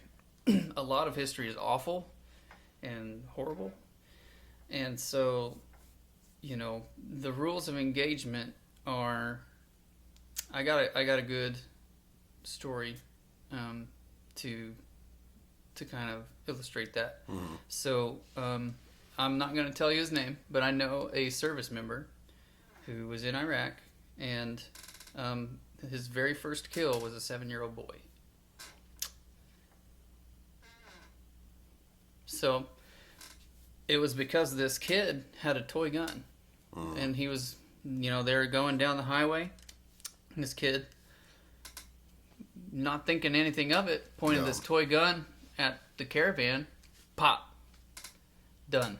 Right. And I'm like, and so I'm not telling you their name because that's a gray area in rules of engagement. He's technically, you can't shoot unless you're shot at first. That's Really? Mm-hmm. Yes. So How do you feel about that? Because what if, I mean, I agree. So like, what if it was an adult with a real gun pointed at you? And I mean, there's 100% he has the intentions to do harm to me. You can't do anything until shot at. I don't think you can determine if he is 100% going to shoot at you or not. So I mean, if he's got a gun and it's pointed at me, yeah, so that's enough. Yeah, so we talk about a lot in America about how everybody should have a gun. It'd be a safer world if everybody had a gun. In the Middle East, everybody has a gun. Like, they just carry them, and they carry them like I always think of like medieval times, like everybody had a sword on their hip. Mm-hmm. Over there, everybody has a gun. They all have a gun, and we are the invaders in their eyes. Mm-hmm. It doesn't matter what our governments have worked out. If if America, so the LA riots that are going on right now, Mm-hmm. if Trump was like, hey, North Korea, do you want to come help us with the LA riots? And they sent over a bunch of North Korean troops to help quell the LA riots. Mm-hmm. You think the Americans over there would be friendly to the North Korean soldiers? Right. Like, it's similar, So Iraq has brought in, American help, but that doesn't mean that the people of Iraq want us there per se. Like, we're strangers. Even though they're being killed and their homes being destroyed and all this stuff by their own people, they would just assume deal with it. I don't know. I don't have a good answer for that, man. What happened to your buddy? He's fine. Well, I mean, as far as Oh, repercussions. repercussions. They, as far as I know, his teammate, because they had to pull over and confirm the kill, and that's when he found out it was a toy gun, which sucks. Mm-hmm. And his squad leader was like, "Good shot." And they got up in the thing, and it was just, I think, collateral damage, something like that. Because we're talking like he was involved in like taking the airfield in Baghdad. Like he was in the shit, so to speak. Right. Like the initial push. Right. So like Now, did crazy his stuff happened. did you say sergeant or squad leader? Who'd you say his boss? Whoever was in charge of him. Yeah. Yeah. Was that really their response? That's what he said. So obviously, some people are more cold-hearted. It's It's not a mixed people. bag, yeah. It's not people versus people. It's war. This is war. It is. Shit happens. War, and this is going to sound super duper weird coming from me, but war sucks, and we should avoid it at all costs. Right. Because, it's not I think everyone thinks that. Yeah. For different reasons. Do everything in your power. War should always be the last resort, and when you get there, it should be regretful that Right. it has to happen. Right. We should do everything in our power Mm-hmm. before we get to that point. If we make it to that point, we failed. Right. Basically. I think the two biggest reasons to avoid it, one would be the loss of human life on both sides. Exactly. Yep. Number two would be the financial loss. I personally think there are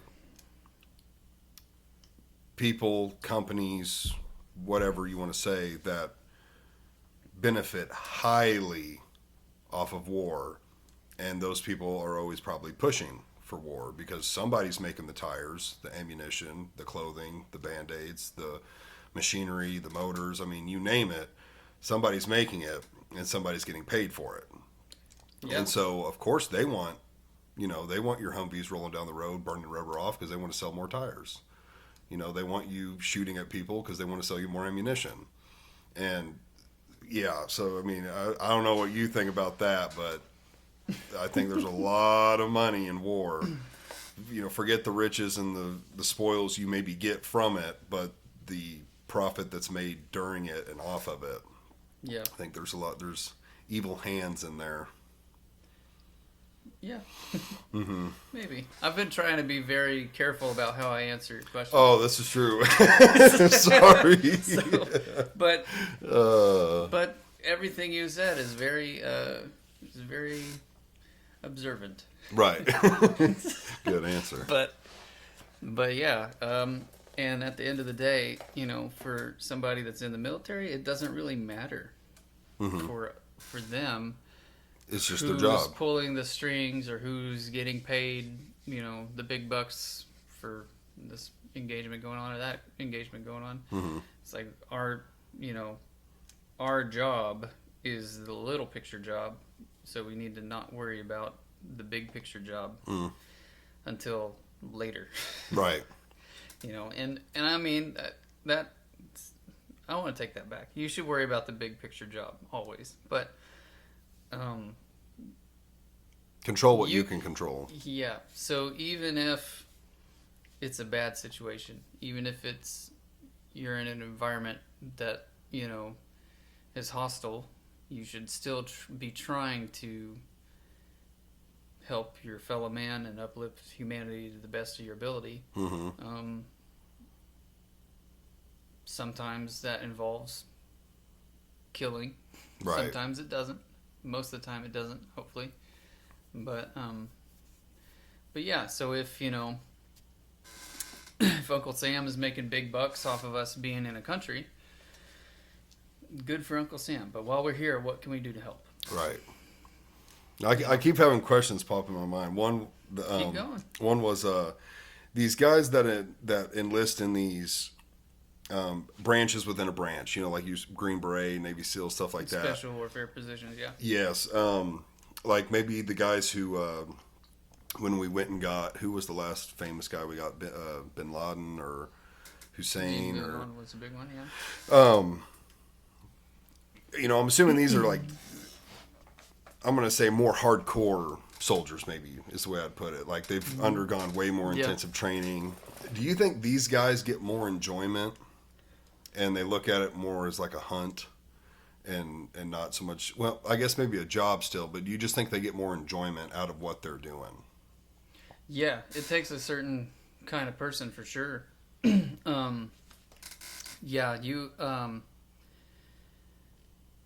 I think the best way to break this down is to talk about the U.S. Army's infantry structure. Mm-hmm. So I went through basic training in Fort Benning, home of the infantry.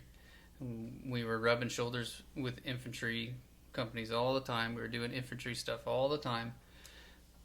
But we never graduated with the blue cord to be official infantry. Instead, we went up to, I went up to my own thing up in Fort Bragg, which was the PSYOP special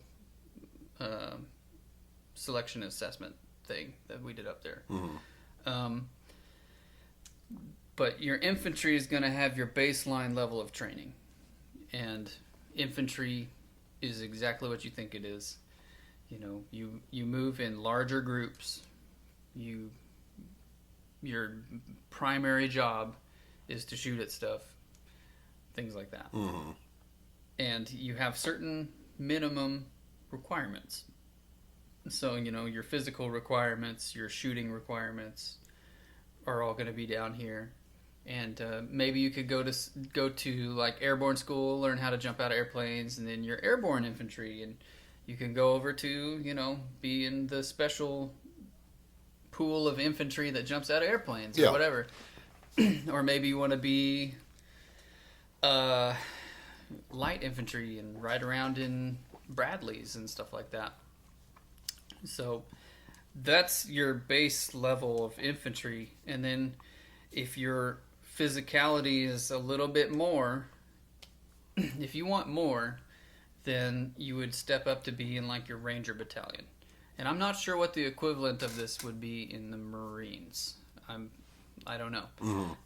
But yeah, like your infantry is tiered. It's like you have your base level, and then you kind of got your airborne guys that their physical fitness standards are a little bit higher, and then you got your Ranger battalion, which is where it starts to get serious. Like now, you're knocking on the door of special operations of the special warfare community, and Ranger school is brutal.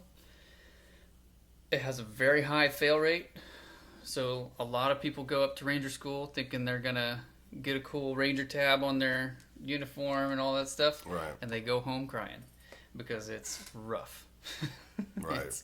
It's doing a bunch of physical things on very little sleep, very little food, in the dead of night, in the cold, in the hot, whatever. Like it's gonna suck the whole time.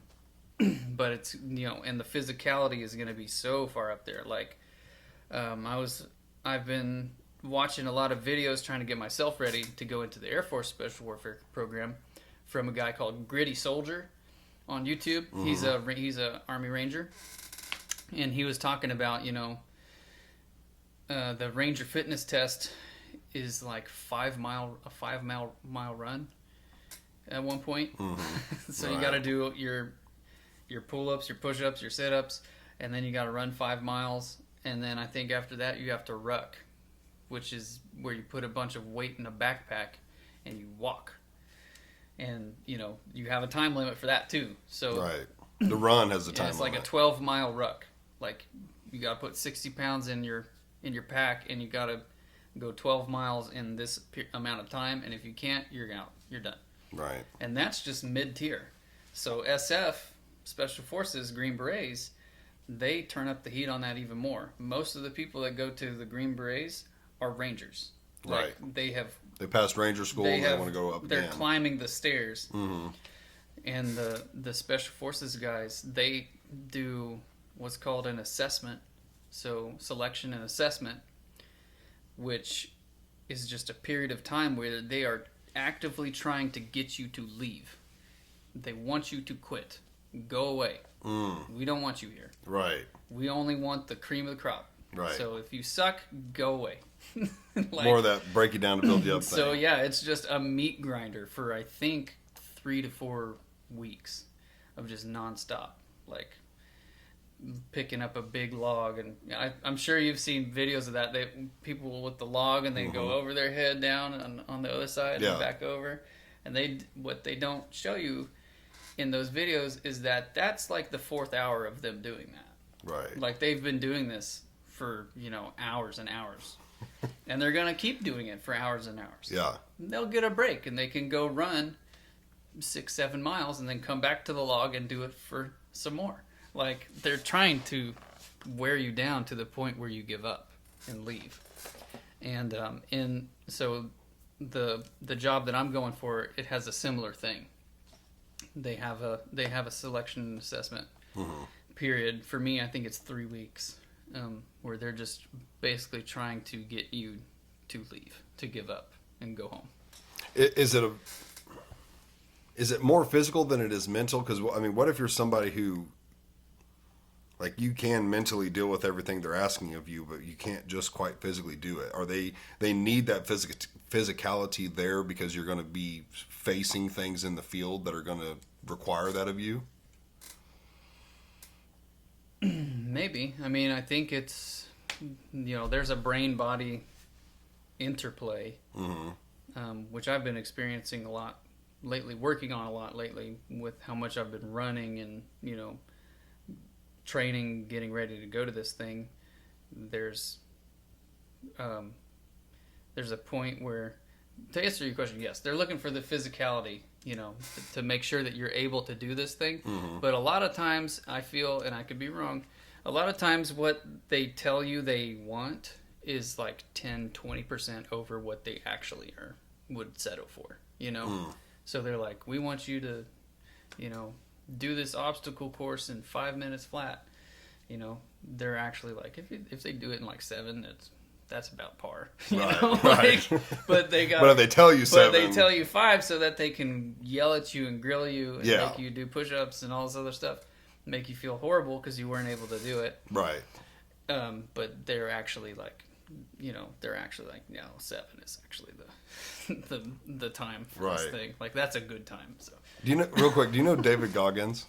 no. He's like an insane ultra runner workout type guy. Oh, like an influencer guy or Kinda, yeah. Yeah, I'm I might sure have if seen him I'm sure you've somewhere. seen him. He would do numbers at these places because that's the kind of guy he is. Like, what did he just? I was watching on Rogan. He ran. I don't remember how long it was. At least a marathon, maybe more. No, it had to be more. I think it was 100 miles.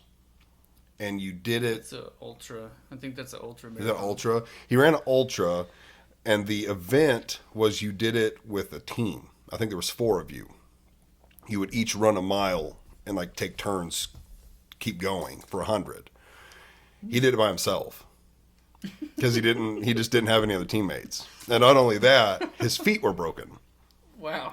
and he Okay. still did it by himself. You know, he's that kind of guy. Yeah. He's just an absolute freak. Like, and I don't know if he does. He exist. might have military background. I don't know, but yeah, I feel like it takes someone like that to just thrive in that environment.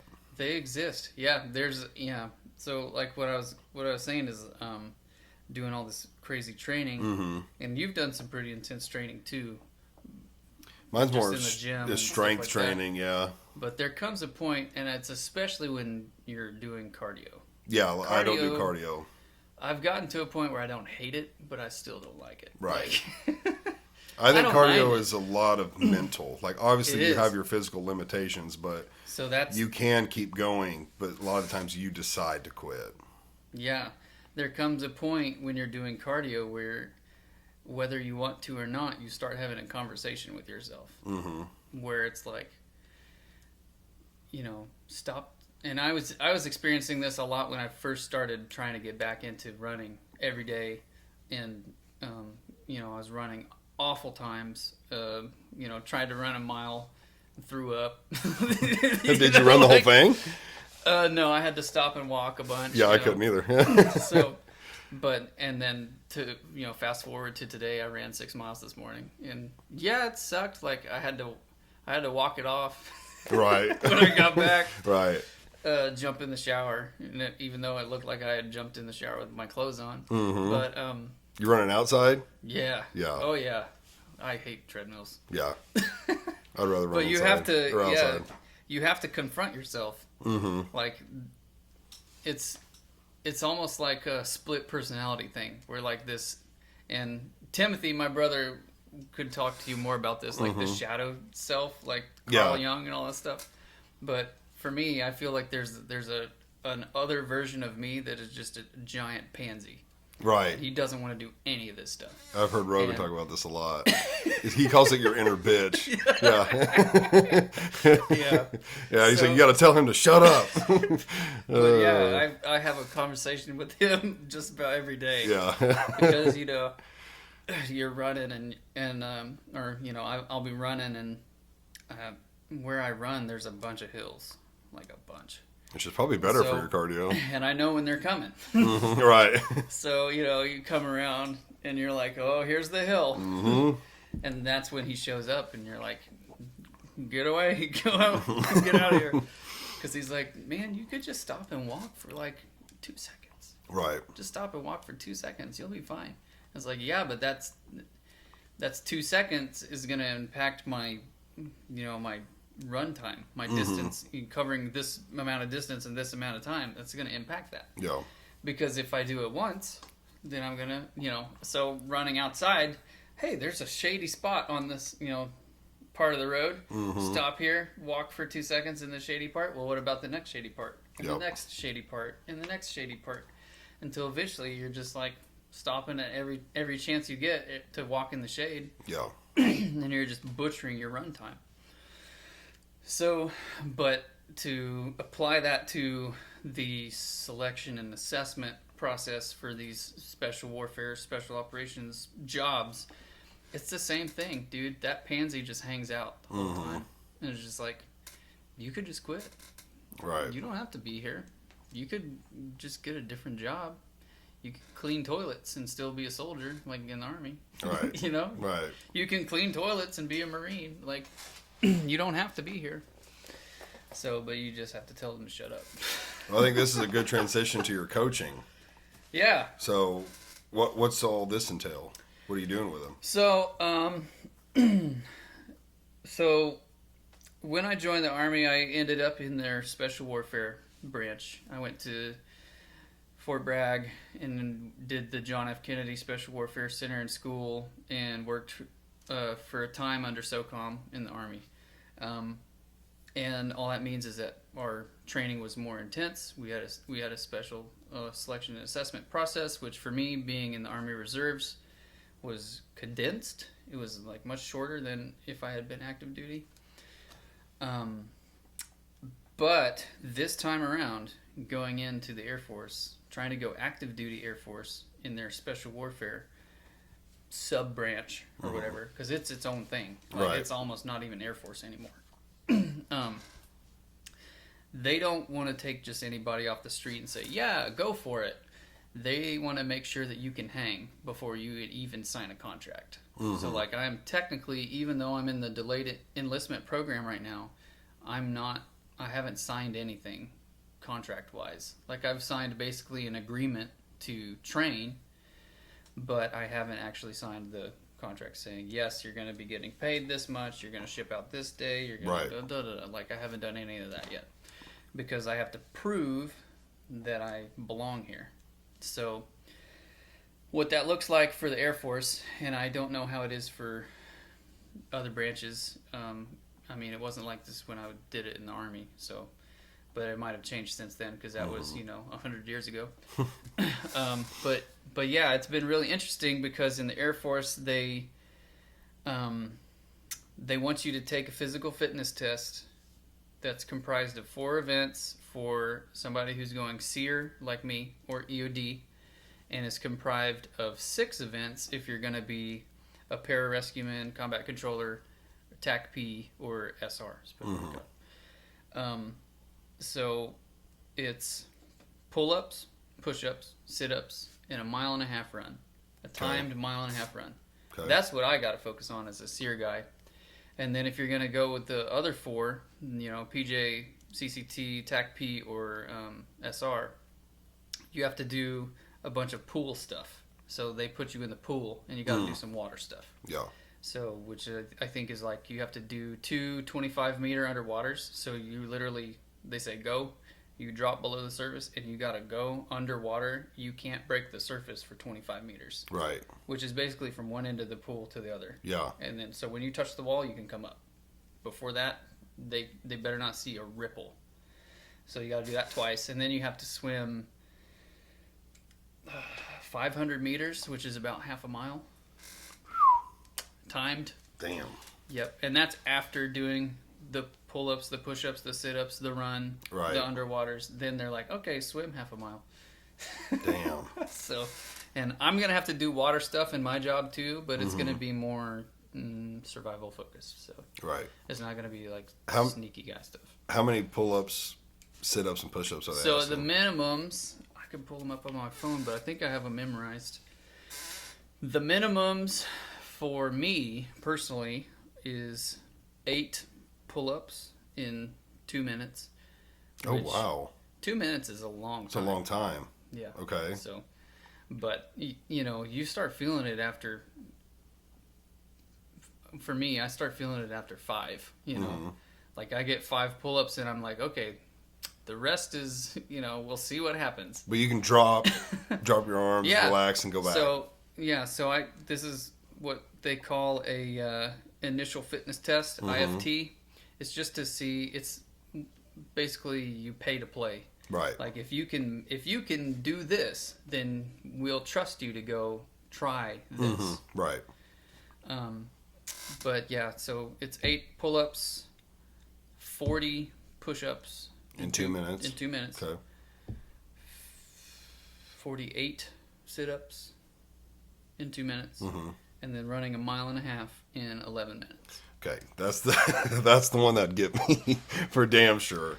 The other stuff, I don't think would be a problem.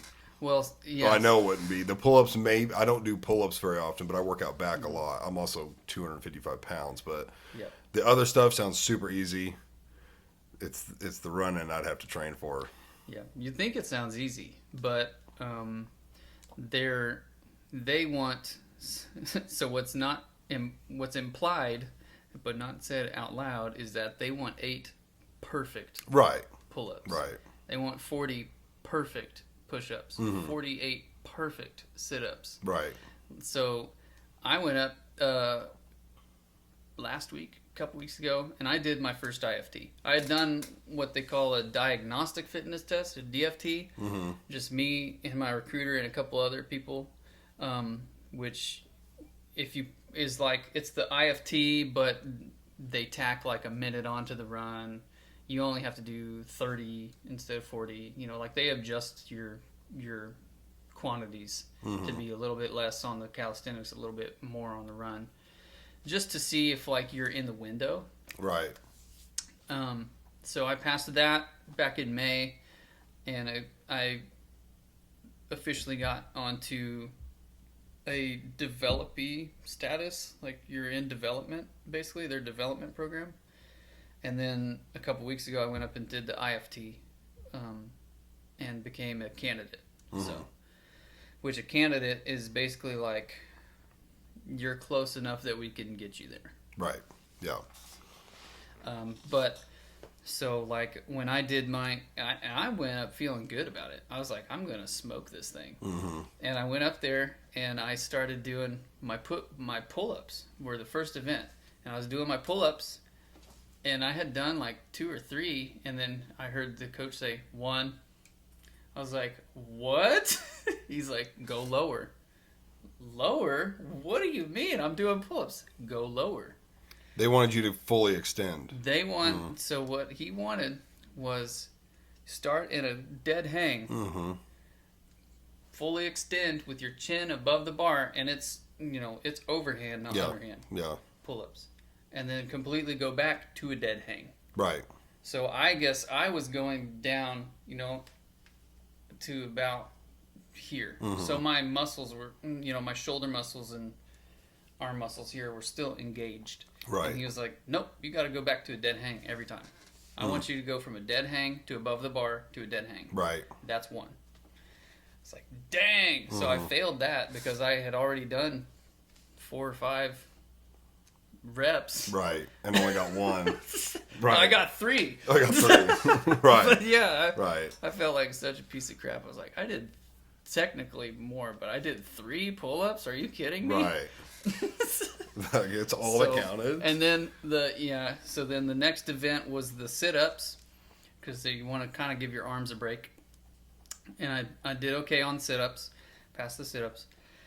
And then the push-ups, I started doing my push-ups, boom, boom, boom, boom, and I'm pretty good at push-ups.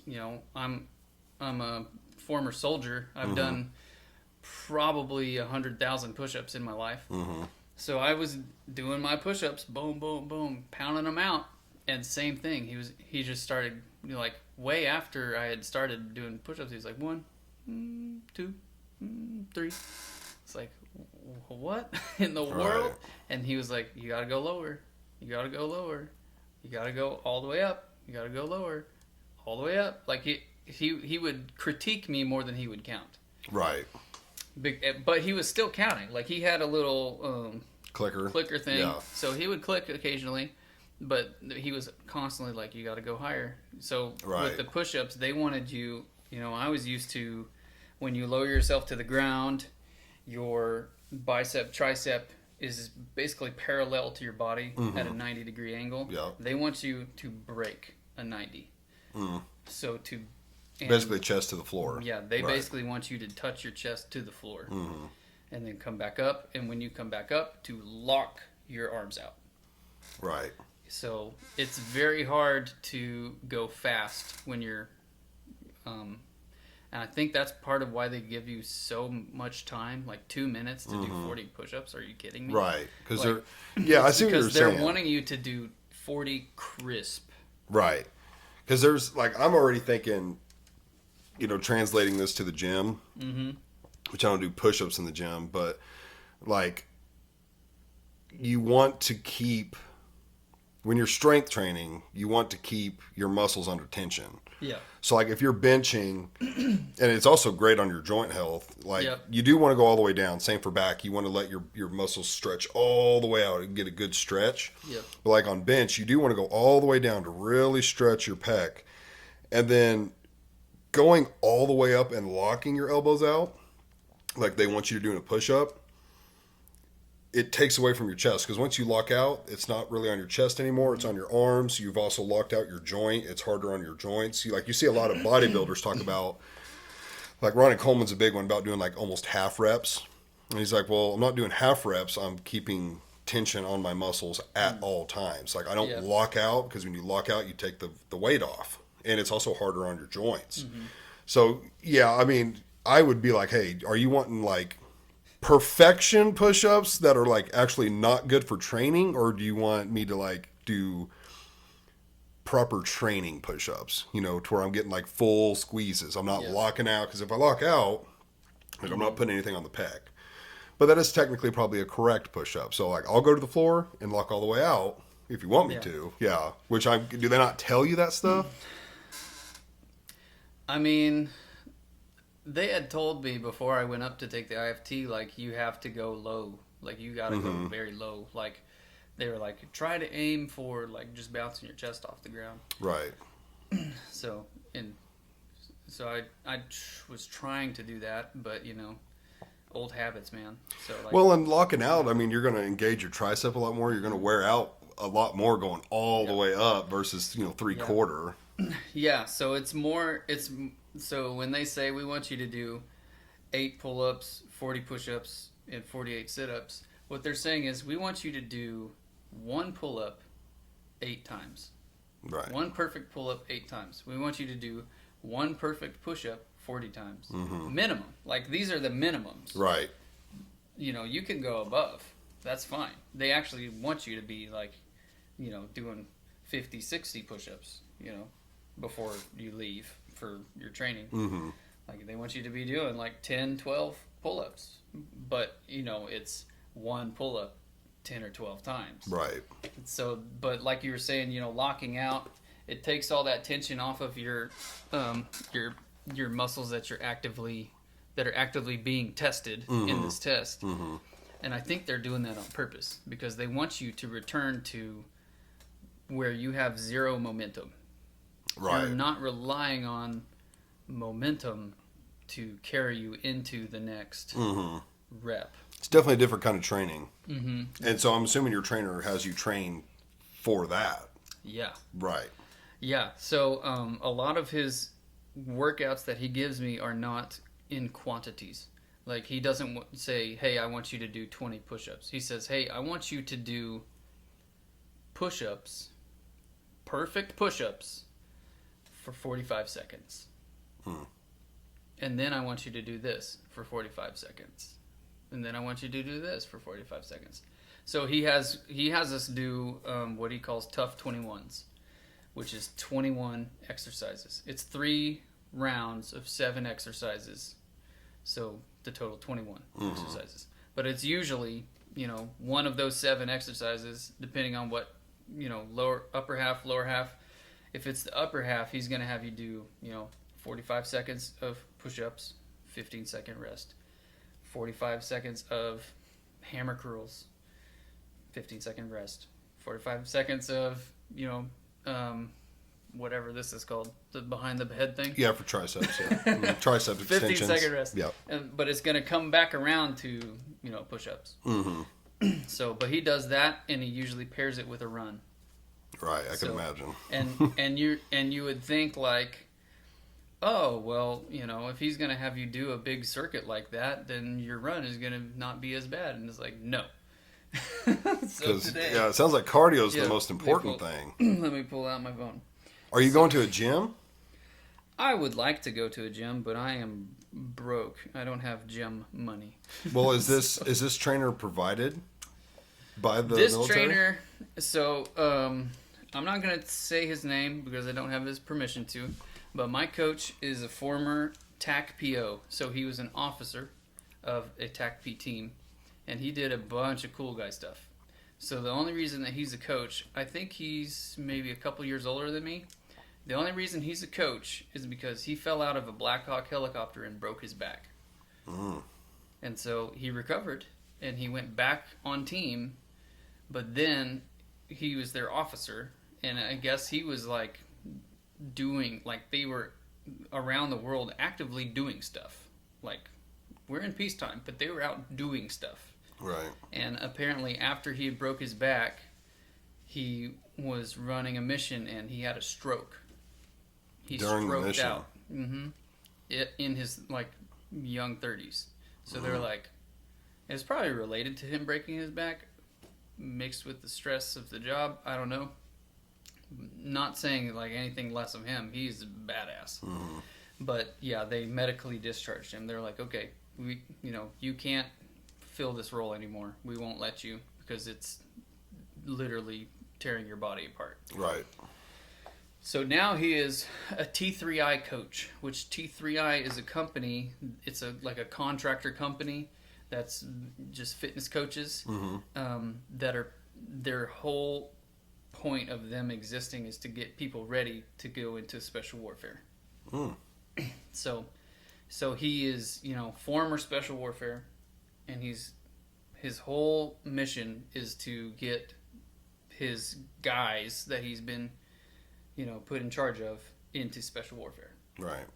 So, and I've heard that some coaches have a lot more gatekeeping that they do. Like, they're like, you're not good enough to be one of us or whatever. And my coach doesn't give me that vibe at all. Mm-hmm. I think that his mentality, just from what I can infer from our interactions, is like, I still want to help my guys out. Like, even though I'm here, I still want to help my guys out. So now the best way that I can help them is to send them quality people. Right. So that's what I'm going to do. Mm-hmm. But yeah, so today I ran 6 miles at an easy pace. That's what he required, an easy pace? An easy pace, which Okay. is between 10 and 11 minute mile.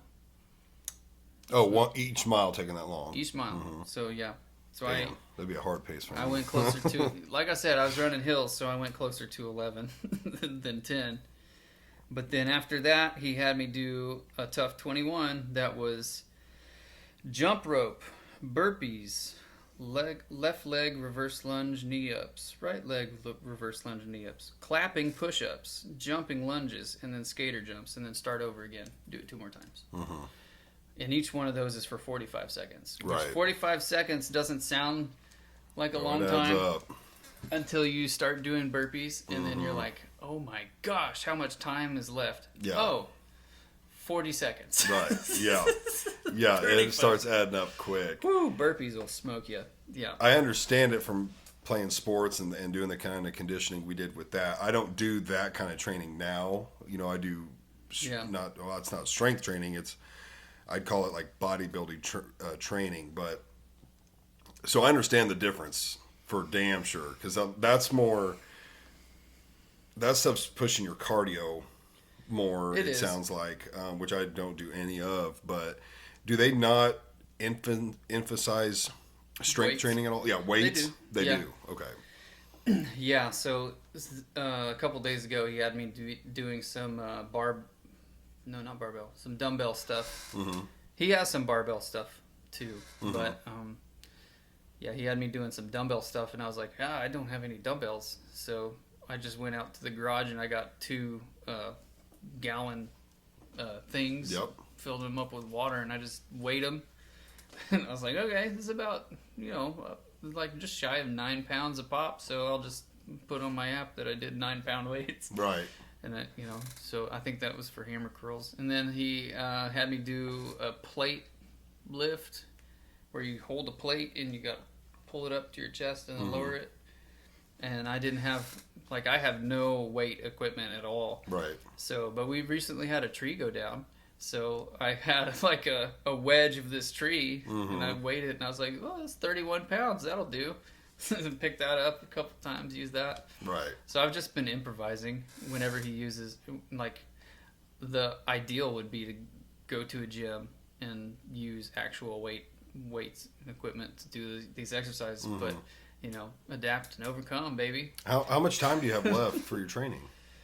So since I failed that IFT, I want to take another crack at it, and you can keep taking cracks at passing the IFT. The consensus is usually the first one you're gonna fail, Right. because you're gonna get up there and you're gonna meet your coach for the first time probably, and realize his expectations and what you like. So when I went up, I realized that how I had been training was wrong. I needed to train a different way. I needed to not try to hit the quantities as fast as possible, because that was the Army thing. It was like, when we did a physical fitness test, it was like, just get down and just try to just knock them out. Right. And try to knock out as many as you could. And they also, they cared about how low down you were going and stuff like that, but it wasn't to this degree. It wasn't, like taking this IFT, I felt like I was under a microscope the whole time. Like every individual exercise he was examining, when I was doing push-ups, he was like, is his butt too high in the air? Is he sagging in the middle? Is he breaking a 90-degree angle with his bicep tricep? Like he was watching all that stuff. Right. He was watching my feet. He was like, because I got to talk to him afterwards, and he did like a little coaching session with us, and he's like, when you're doing push-ups and your feet are on the ground, don't have them come forward, because then you're putting all of your weight onto your arms. It's like if you roll your feet back, like think of like whenever you like stretch your calf and you put it up against the wall. If you try to do that when you do push-ups, then your weight is going to shift to be in the middle of your body. So you're lifting with your whole body instead of just on your arms. Right. So, but yeah, I got to talk to him afterwards, and he was like, yeah, we got to work on probably a little bit of everything with you, but I think that you can do it. And so he put me on this. I got to check in with him every day, and we use an app called Training Peaks, and it's pretty cool. I had never heard of it before, but it's not your. You can't just download it and start doing workouts. You actually have to have a coach, like that's using the app with you, that's assigning you things to do, and then you do them. You check them off the list. You submit so for my runs, I wear a smartwatch and I record my runs. My heart rate, my distance, my pace, things like that, and I'll submit like a screenshot of like, hey, here's my details from my run. So for accountability purposes. Yeah. And then for the calisthenics and things like that, your push-ups and burpees and all this other crazy stuff that he has you do, he'll find out if you were doing them or not the next time you go up and take an IFT. Right, because it'll be evident whether it'll be evident made progress or not. He'll probably be like, you weren't doing what I told you to do. Right. I know, because as long as you're constantly improving, then you'll still get to progress and hopefully go in and become a special warfare operator in the Air Force. Yeah. But if you're working with your coach and you aren't making progress, then I think it's a 3 strikes and you're out type of deal, where it's like, hey, you're not improving. What are you doing? Like, are you doing the workouts that I asked you to do? Or if you aren't checking in with your coach, no communication at all, you just ghost them, like, they will drop you from the program. Right. And they're like, okay, well, if you don't want to be here, that's fine. If you're not putting in the work. I don't want to waste my time on you. Yeah, but right now he's working with me and I think 15 other guys. Dang. So, yep, that are all No diet or anything. They don't talk about diet or weight. I mean, does he tell you like, oh, you need to lose 10 pounds, or they don't care about that kind of stuff? No. As long as you can physically do it.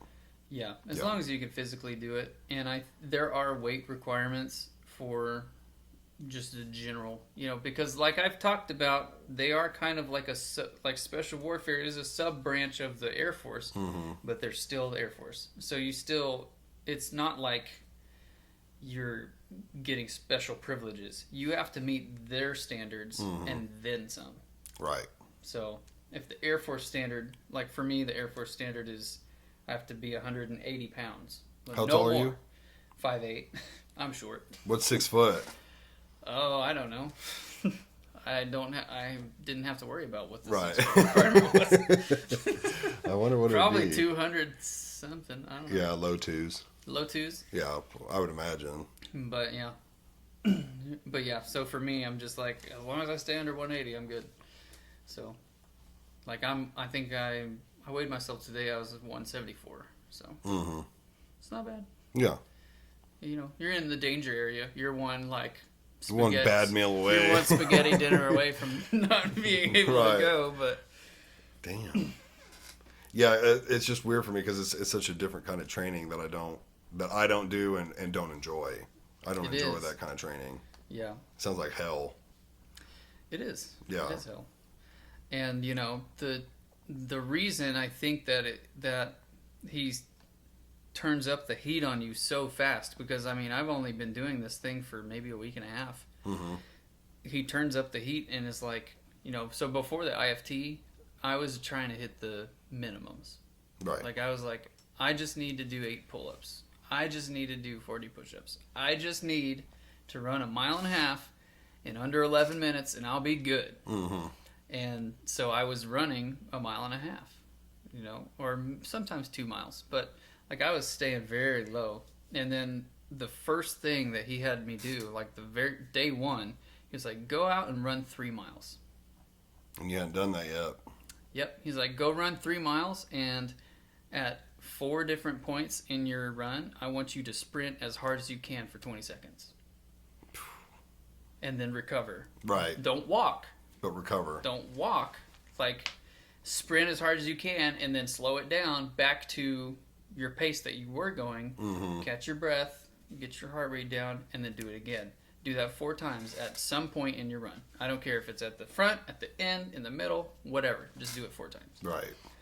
It's like, whew. And then after that, he had me do a Tough 21.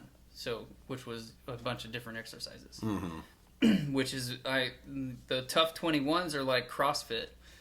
Yeah, that's where my mind because went. it's you do this for 45 seconds and then you get a 15-second rest.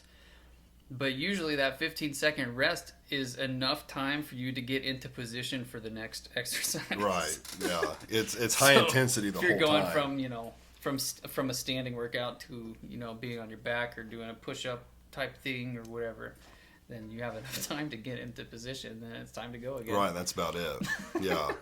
Oh, that kind of training sounds like hell. I don't enjoy that stuff at all. Oh. It is, but that's the kind of thing that they're going to do in the selection and assessment period. Is they're just going to put you through a meat grinder of exercise. And then, that's going to help in boot camp. You'll already kind of be in shape.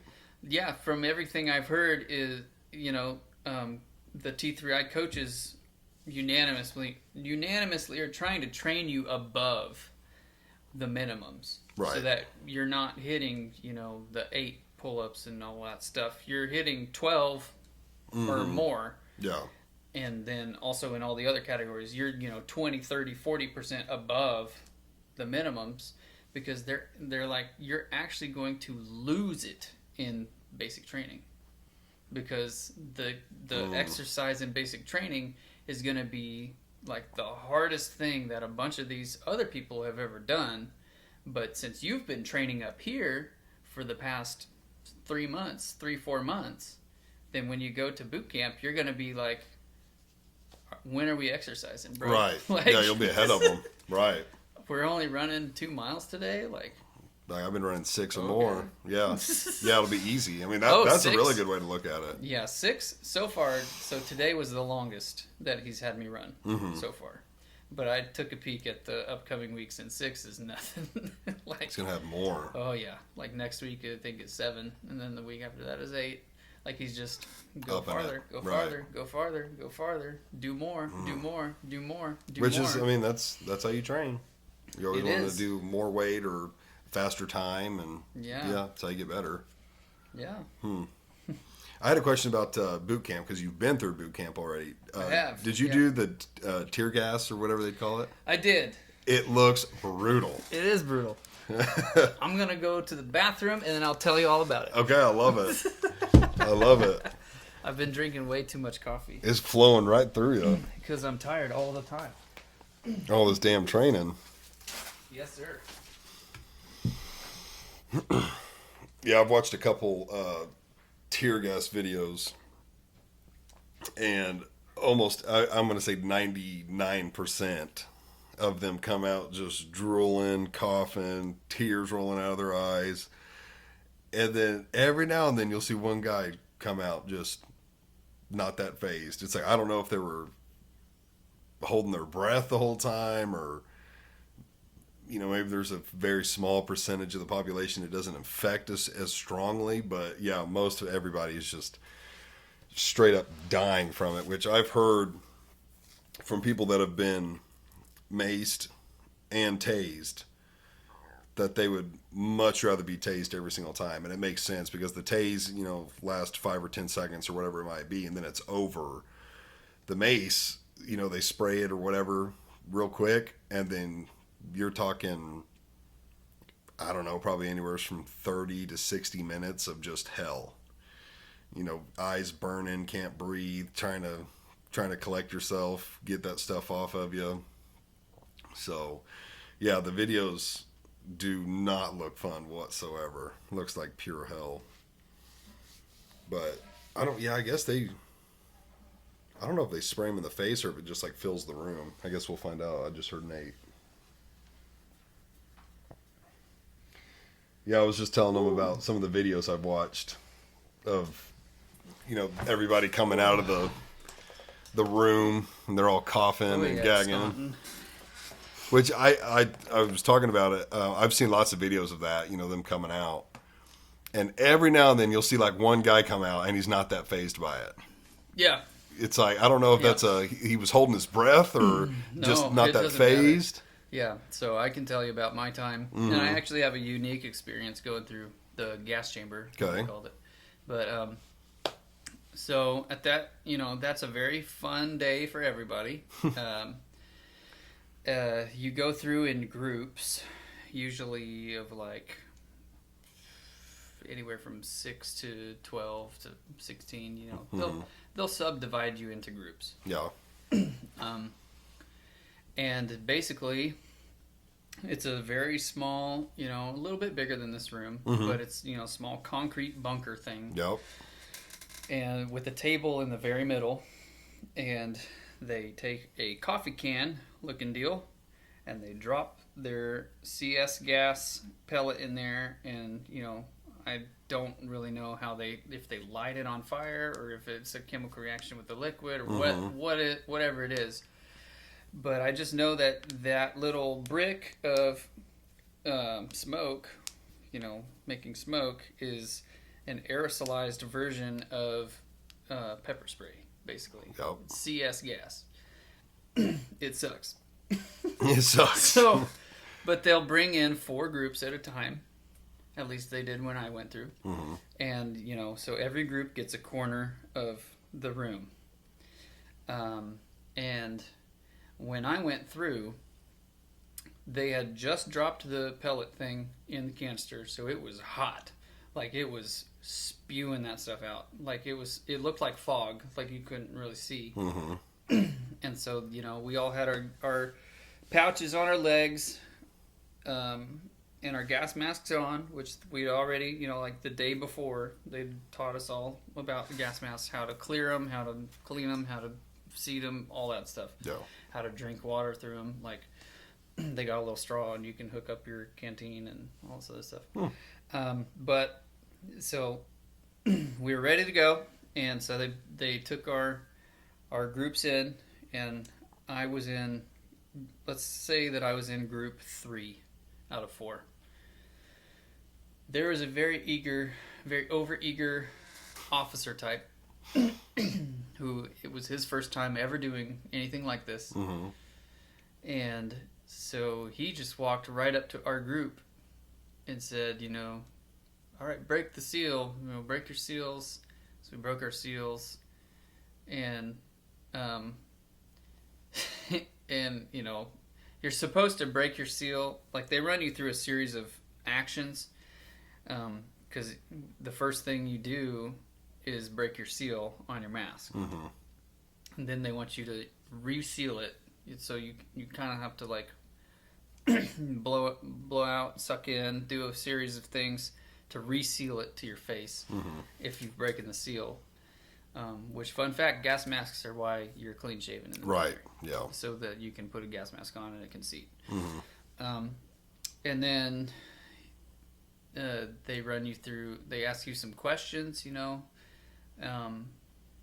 then you have to take your gas mask off entirely.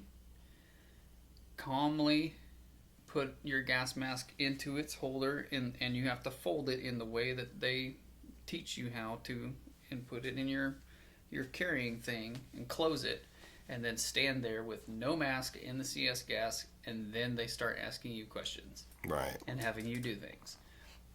Well, this overeager officer jumped group 1 and 2 and went straight to our group and had us break our seal on our mask. And then a drill sergeant or somebody ran over quickly, like, no, sir, no, we're starting over here. Redirected him. But we'd already broken the seals on our mask. Oh, no. So, and we tried, we resealed them, but the CS gas is still in there. Like, Right. it's not a lot, but it's still in there. And so I was like, having trouble seeing and all this, and then I started feeling really wet, and I guess some drill sergeant or other saw that I was having a hard time, because I was like, what in the heck is going on? And so I broke the seal of my mask again because I was feeling something wet. And I broke the seal of my mask, and blood just went, and I just heard from, like, over here, we've got a bleeder, and, like, arms just grab me and just run me out of the thing and sit me on the back of an ambulance. Oh, wow. Yeah. So, because I guess the gas or whatever, it gave me a horrible nosebleed. I guess that's common. I guess that's a common reaction in some people. But they'll just whisk you out if that happens. Yeah, so they scooped me up and sat me on the back of an ambulance until my nosebleed, got under control. And I was like, whew, that was rough. I'm glad I don't have to do that again. Right. And they're like, no. Oh, you Get had back to? in line. Oh, Yeah. no way. Get back in line. So I went in with a different group. And this time, so it was weird because the first time it was like triggering your fight or flight response, which is why they put you through this thing in the first place. It was triggering my fight or flight response where I was like, I have to get away. Like, I have to get clear. And this time going in, break the seal on your mask, I was like, that's rough. Put your mask away. And put my mask away, and I'm just standing there, and I probably looked like a stoner. I was just like, ugh, this sucks, but it's not that bad. Yeah. But everybody that was in the group I was in who hadn't gone through it before, they were like freaking out. They're like, Right. And then they come up and they ask you, like, what's your first general order or whatever? So, say the soldier's creed or, things like that. Yeah. You gotta recite them before you can be cleared to leave. So it was interesting. And how long does it take to recover? Oh man, I mean, the first time, so when I had the nosebleed and I got whisked out, it was like 15, 20 minutes, I think, and that was fine. And then the second time, literally, like, I because I had already been exposed to it. Yeah. You know, I came out and I was just like, wow, that sucked. And like 5 minutes later, it was fine. It was fine. That was no big deal. What's for lunch? Yeah. So like no branch is allowed to have beards. It depends. So there's operational beards and there's religious beards. So one of the Air Force recruiters out of the office that my recruiter's at, which I'm going through an actual, like a special warfare recruiter. He does not worry about, you know, if you want to join the Air Force and be a mechanic or a, you know, HR person or whatever. He's like, okay, go talk to them. I'm only interested in special warfare. Right. So, but there is a recruiter in the Air Force recruiting office that I go to that has a full beard, and it's a religious exemption, and he is a Christian. So he cited that I guess he cited that verse in Leviticus or whatever that says you can't trim the hair that grows from your temples or your beard or whatever. And it got approved. So he has a full beard. But he also was working at the office. Yeah. So But it's really weird. It makes me Interesting. uncomfortable. To see somebody in full military uniform with a beard. right. And it's a well-kempt beard, you know, like it's a great beard, but I'm just like, that does not belong. That's Right. weird. I don't like But it. what about like if you're you're out boots on the ground and maybe gone for weeks at a time, like Oh yeah, like you just deal with it. yeah. So in a situation like that, they want to try and shave or try and have a clean appearance, you know, whenever you can. Like if you get back to base camp, clean Yeah. up. So like, yeah. So if you were, I seriously doubt that you would ever be regular Army, regular Air Force, or whatever, regular Marines, and go on a mission that lasted so long that you grew a full beard. Right. would Even like enough stubble to not seal properly. Yeah, like usually missions are, 24, 48, 72 hour long missions. But yeah, the the service people that grow beards are usually the ones that are interacting with people from the culture. So PSYOP, when I was PSYOP, we were told, like, if/when you deploy, you'll probably be able to grow a beard, because the people in Afghanistan that you're going to be talking to, the Muslim men, they will not take you seriously if you don't have a beard, because in their culture, men have beards, children don't, like little boys don't. Right.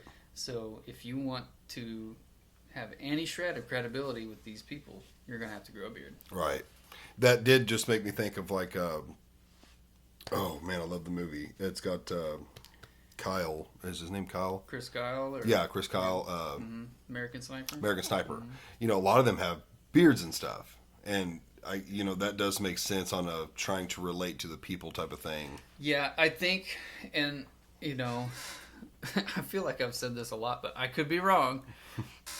But I think that it is more about being respected by the people in the community that you're, operating in, as opposed to just like not having the time or the razor to do it. Right.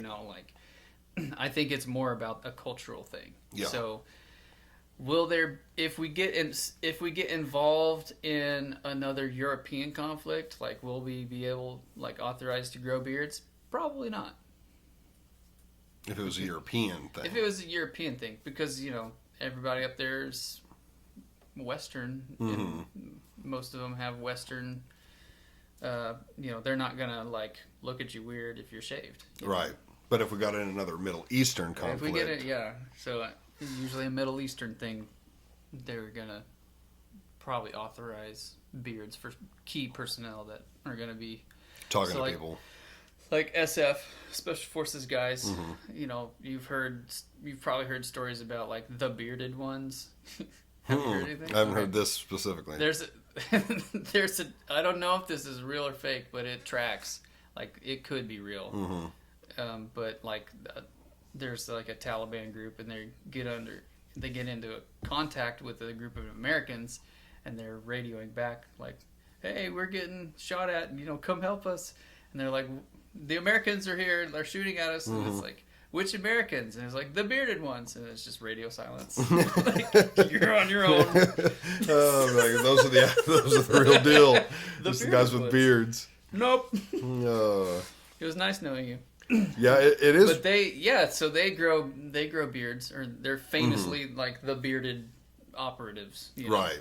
And it's because their biggest role in the Iraq and Afghanistan conflicts were as instructors. They were teaching Iraqis and Afghanis how to be soldiers, like how to do soldier stuff. Right. You know, how to have discipline, and I'm sure that they are very frustrated by the cultural divides too.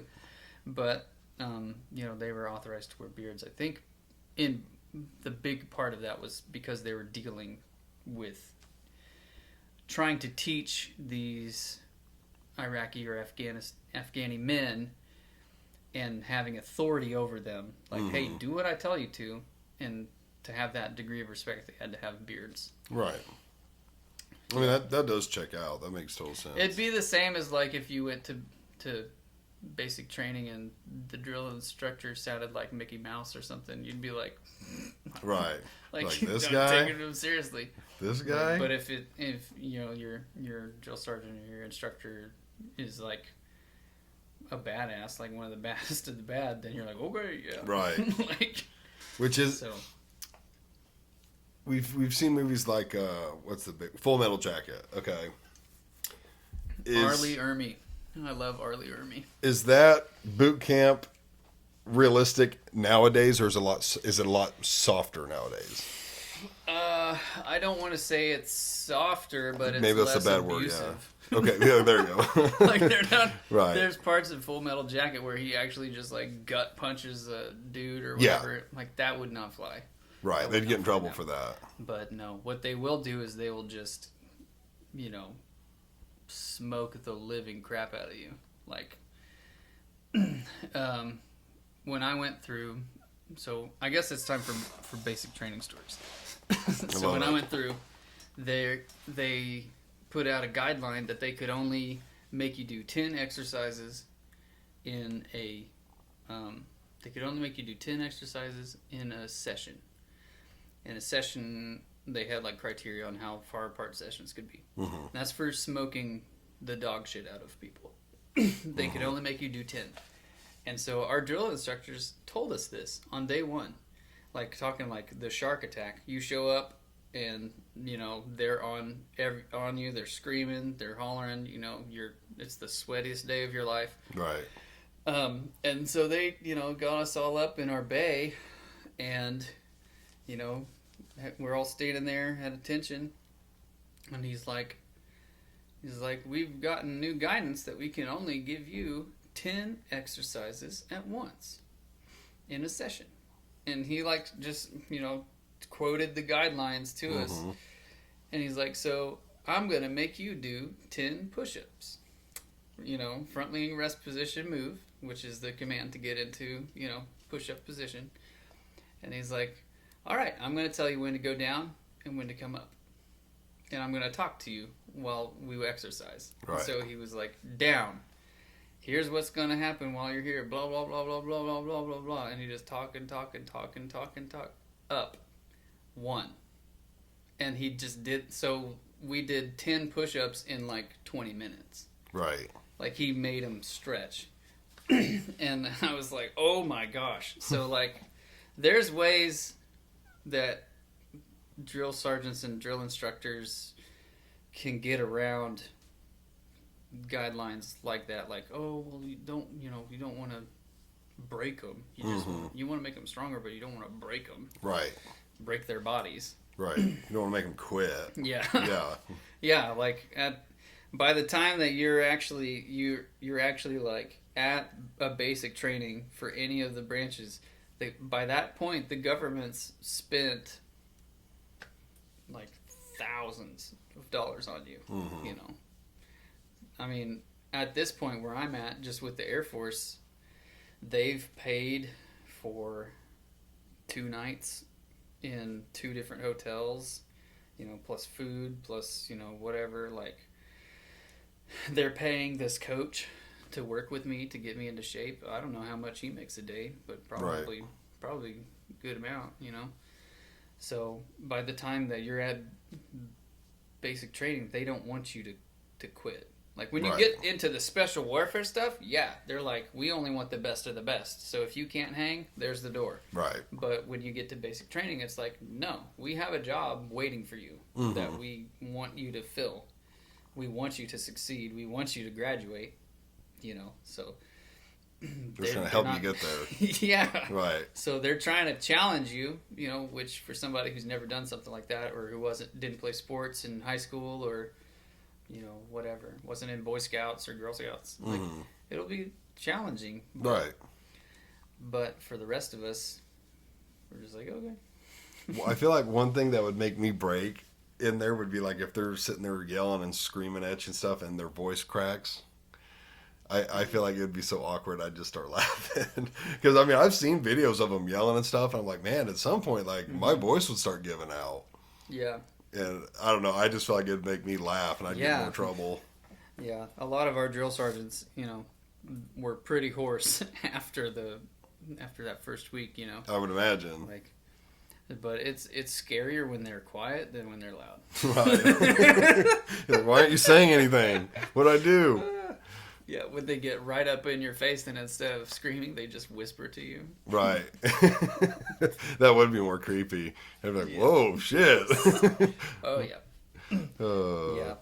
Oh yeah. Like I've had dip spit on my face from getting yelled at. Yeah. You know, yeah.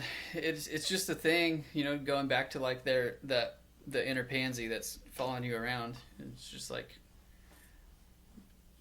you're just being yelled at. Right.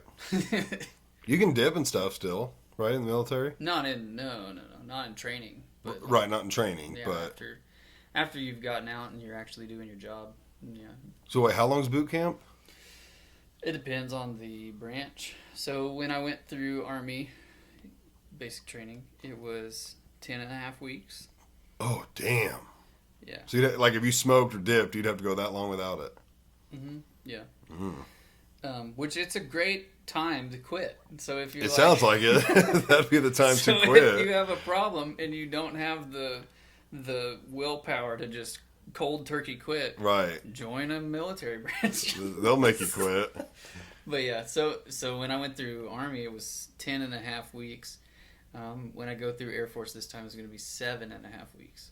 And I think that is mainly because of the emphasis of Army basic training was all about combat. So you had to learn like team maneuvers. You had to learn like room clearing, you know, doing like kill houses, CQB, things like that. Mm-hmm. And I don't think you have to do that as much in the Air Force. So they can kind of just cut that from their Right. curriculum. Do you still dip or anything? Yeah, I do. I'm trying to quit. So you'll have to quit for I'll 7.5 absolutely quit weeks. whenever Right. Right. You won't have a choice. I'd like to quit before then because it does. Like I've noticed that it does affect my physical abilities. Mm-hmm. You know? Like if I try to go run a couple miles within an hour of chewing, Yeah. the run is gonna not be as good. Right. But if it's like if I run first thing in the morning before I've taken a dip like I did today, I'm just like boom, I'm on it. It's like a game. It's weird. No, I mean it makes sense. It restricts your blood vessels. Yeah, and, it messes with your blood pressure and Yeah. all that stuff. So. Mm-hmm. So yeah, it's trying to get oxygen to the body and everything. I'm sure it hurts it. It's definitely not helping it. Yeah. But well, and when did you say? how much more time do you have before you like go back and take another test? It's kind of up in the air, or like in 3 weeks you're going, or They put out a monthly schedule every like on the 25th usually of every month they'll put out. So like the June 25th they'll put out July's schedule. And the coach he does the IFTs. He usually does 3 of them a month. But he hops back and forth between Wichita, Kansas, and Kansas City, Missouri. So I'm trying to make all the Kansas City, Missouri dates. right? But he does the IFTs, and then he does in person development sessions. So if you're like, and each development session is focused on a certain movement, So like swimming, he'll have a specific session development for your underwater portion. So going underwater, the full 25 meters, without coming up. Right. So that he'll and I really want to attend some of his in-person sessions, specifically around running, and then the exercises that I had bad technique on, pull-ups and push-ups. So, but from everything I've heard, it's like you attend just one of them and you instantly become better at that thing. Right. Because it's so much different, doing these exercises remotely on your own. So like, yeah, he's keeping you accountable because you have to, you're submitting your data from your run, so he knows whether or not you actually ran 6 miles. Right. You can't really fake that with your smartwatch or whatever. But, and then like I said, he'll know if you've been skimping on your other ones that aren't trackable with the smartwatch, because the next time you show up to take a test and you suck, he's going to be like, why aren't you doing what I told you to do? Right. But it's so much different getting it in person from somebody who's actually knowledgeable and can like grab your leg and say, when you are running, make your foot do this, like or like when you're doing push-ups, he's like, hey, you feel where my hand is? That's where you should be feeling the pressure when you come down. Like, feel it here. If you're feeling it here, it's wrong. Things like that. So I would really like to go up and attend some of those. And like I said, being a coach now is his full-time job.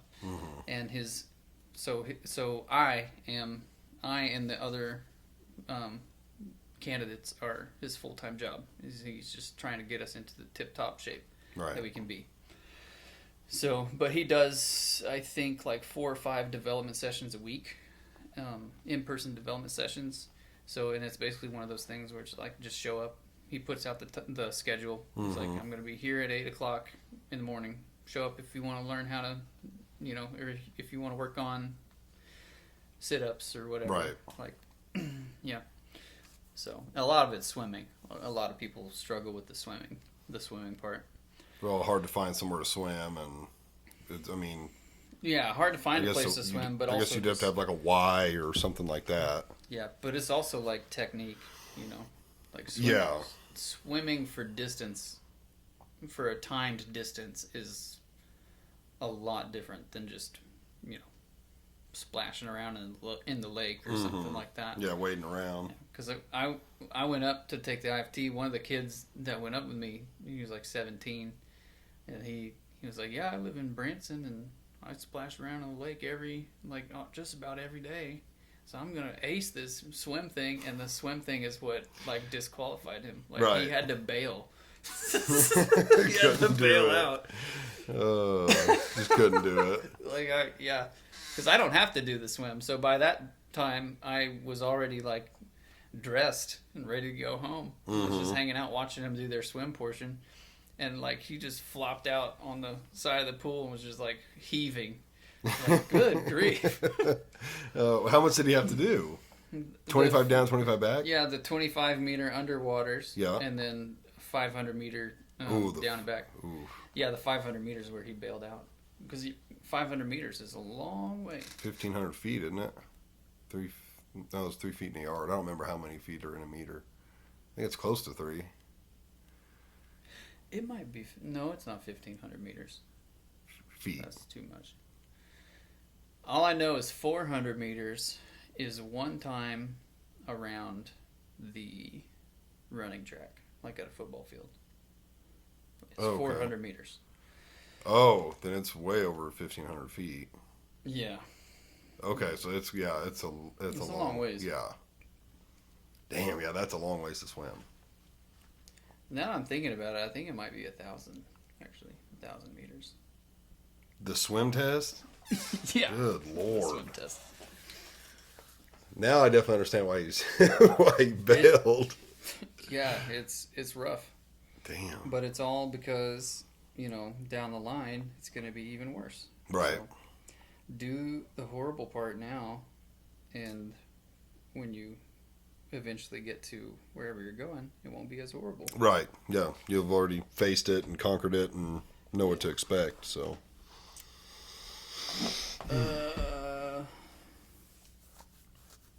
That's the OFT. There it is. Yeah, it's 500 meters. It's a 500 500 meters. meter swim. Damn. That's still a long way. Still, yeah, very long ways.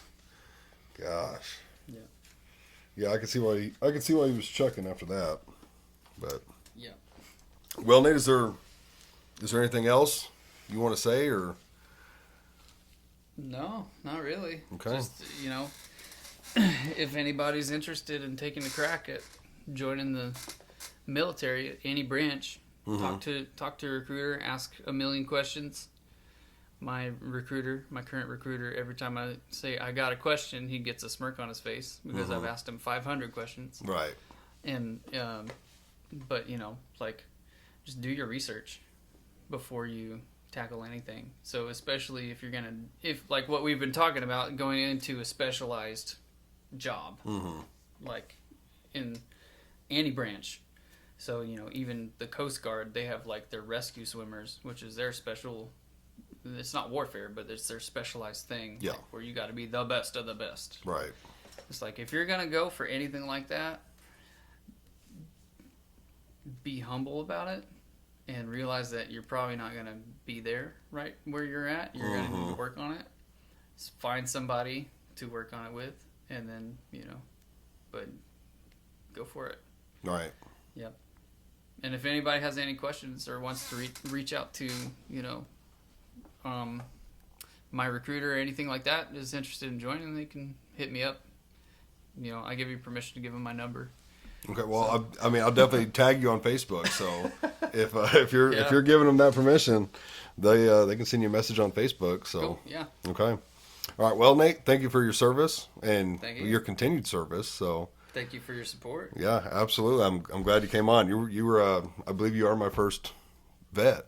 Cool. I believe so. So yeah, I'm glad we finally got to make this happen. But Yeah. And we'll do a round 2 sometime down the line. I love it. I would love to have you back and So, talk more about it, especially yeah. you get into it and see how you like it and everything you're doing. And yeah, yep, I'd love it. Yep. Hopefully that time I won't have run 6 miles Right, Before. right. and chugged a bunch of Gatorade and then yeah. showed up and had to pee twice. Hey, it's all good. It's all good. It's all good. I Yeah. love it.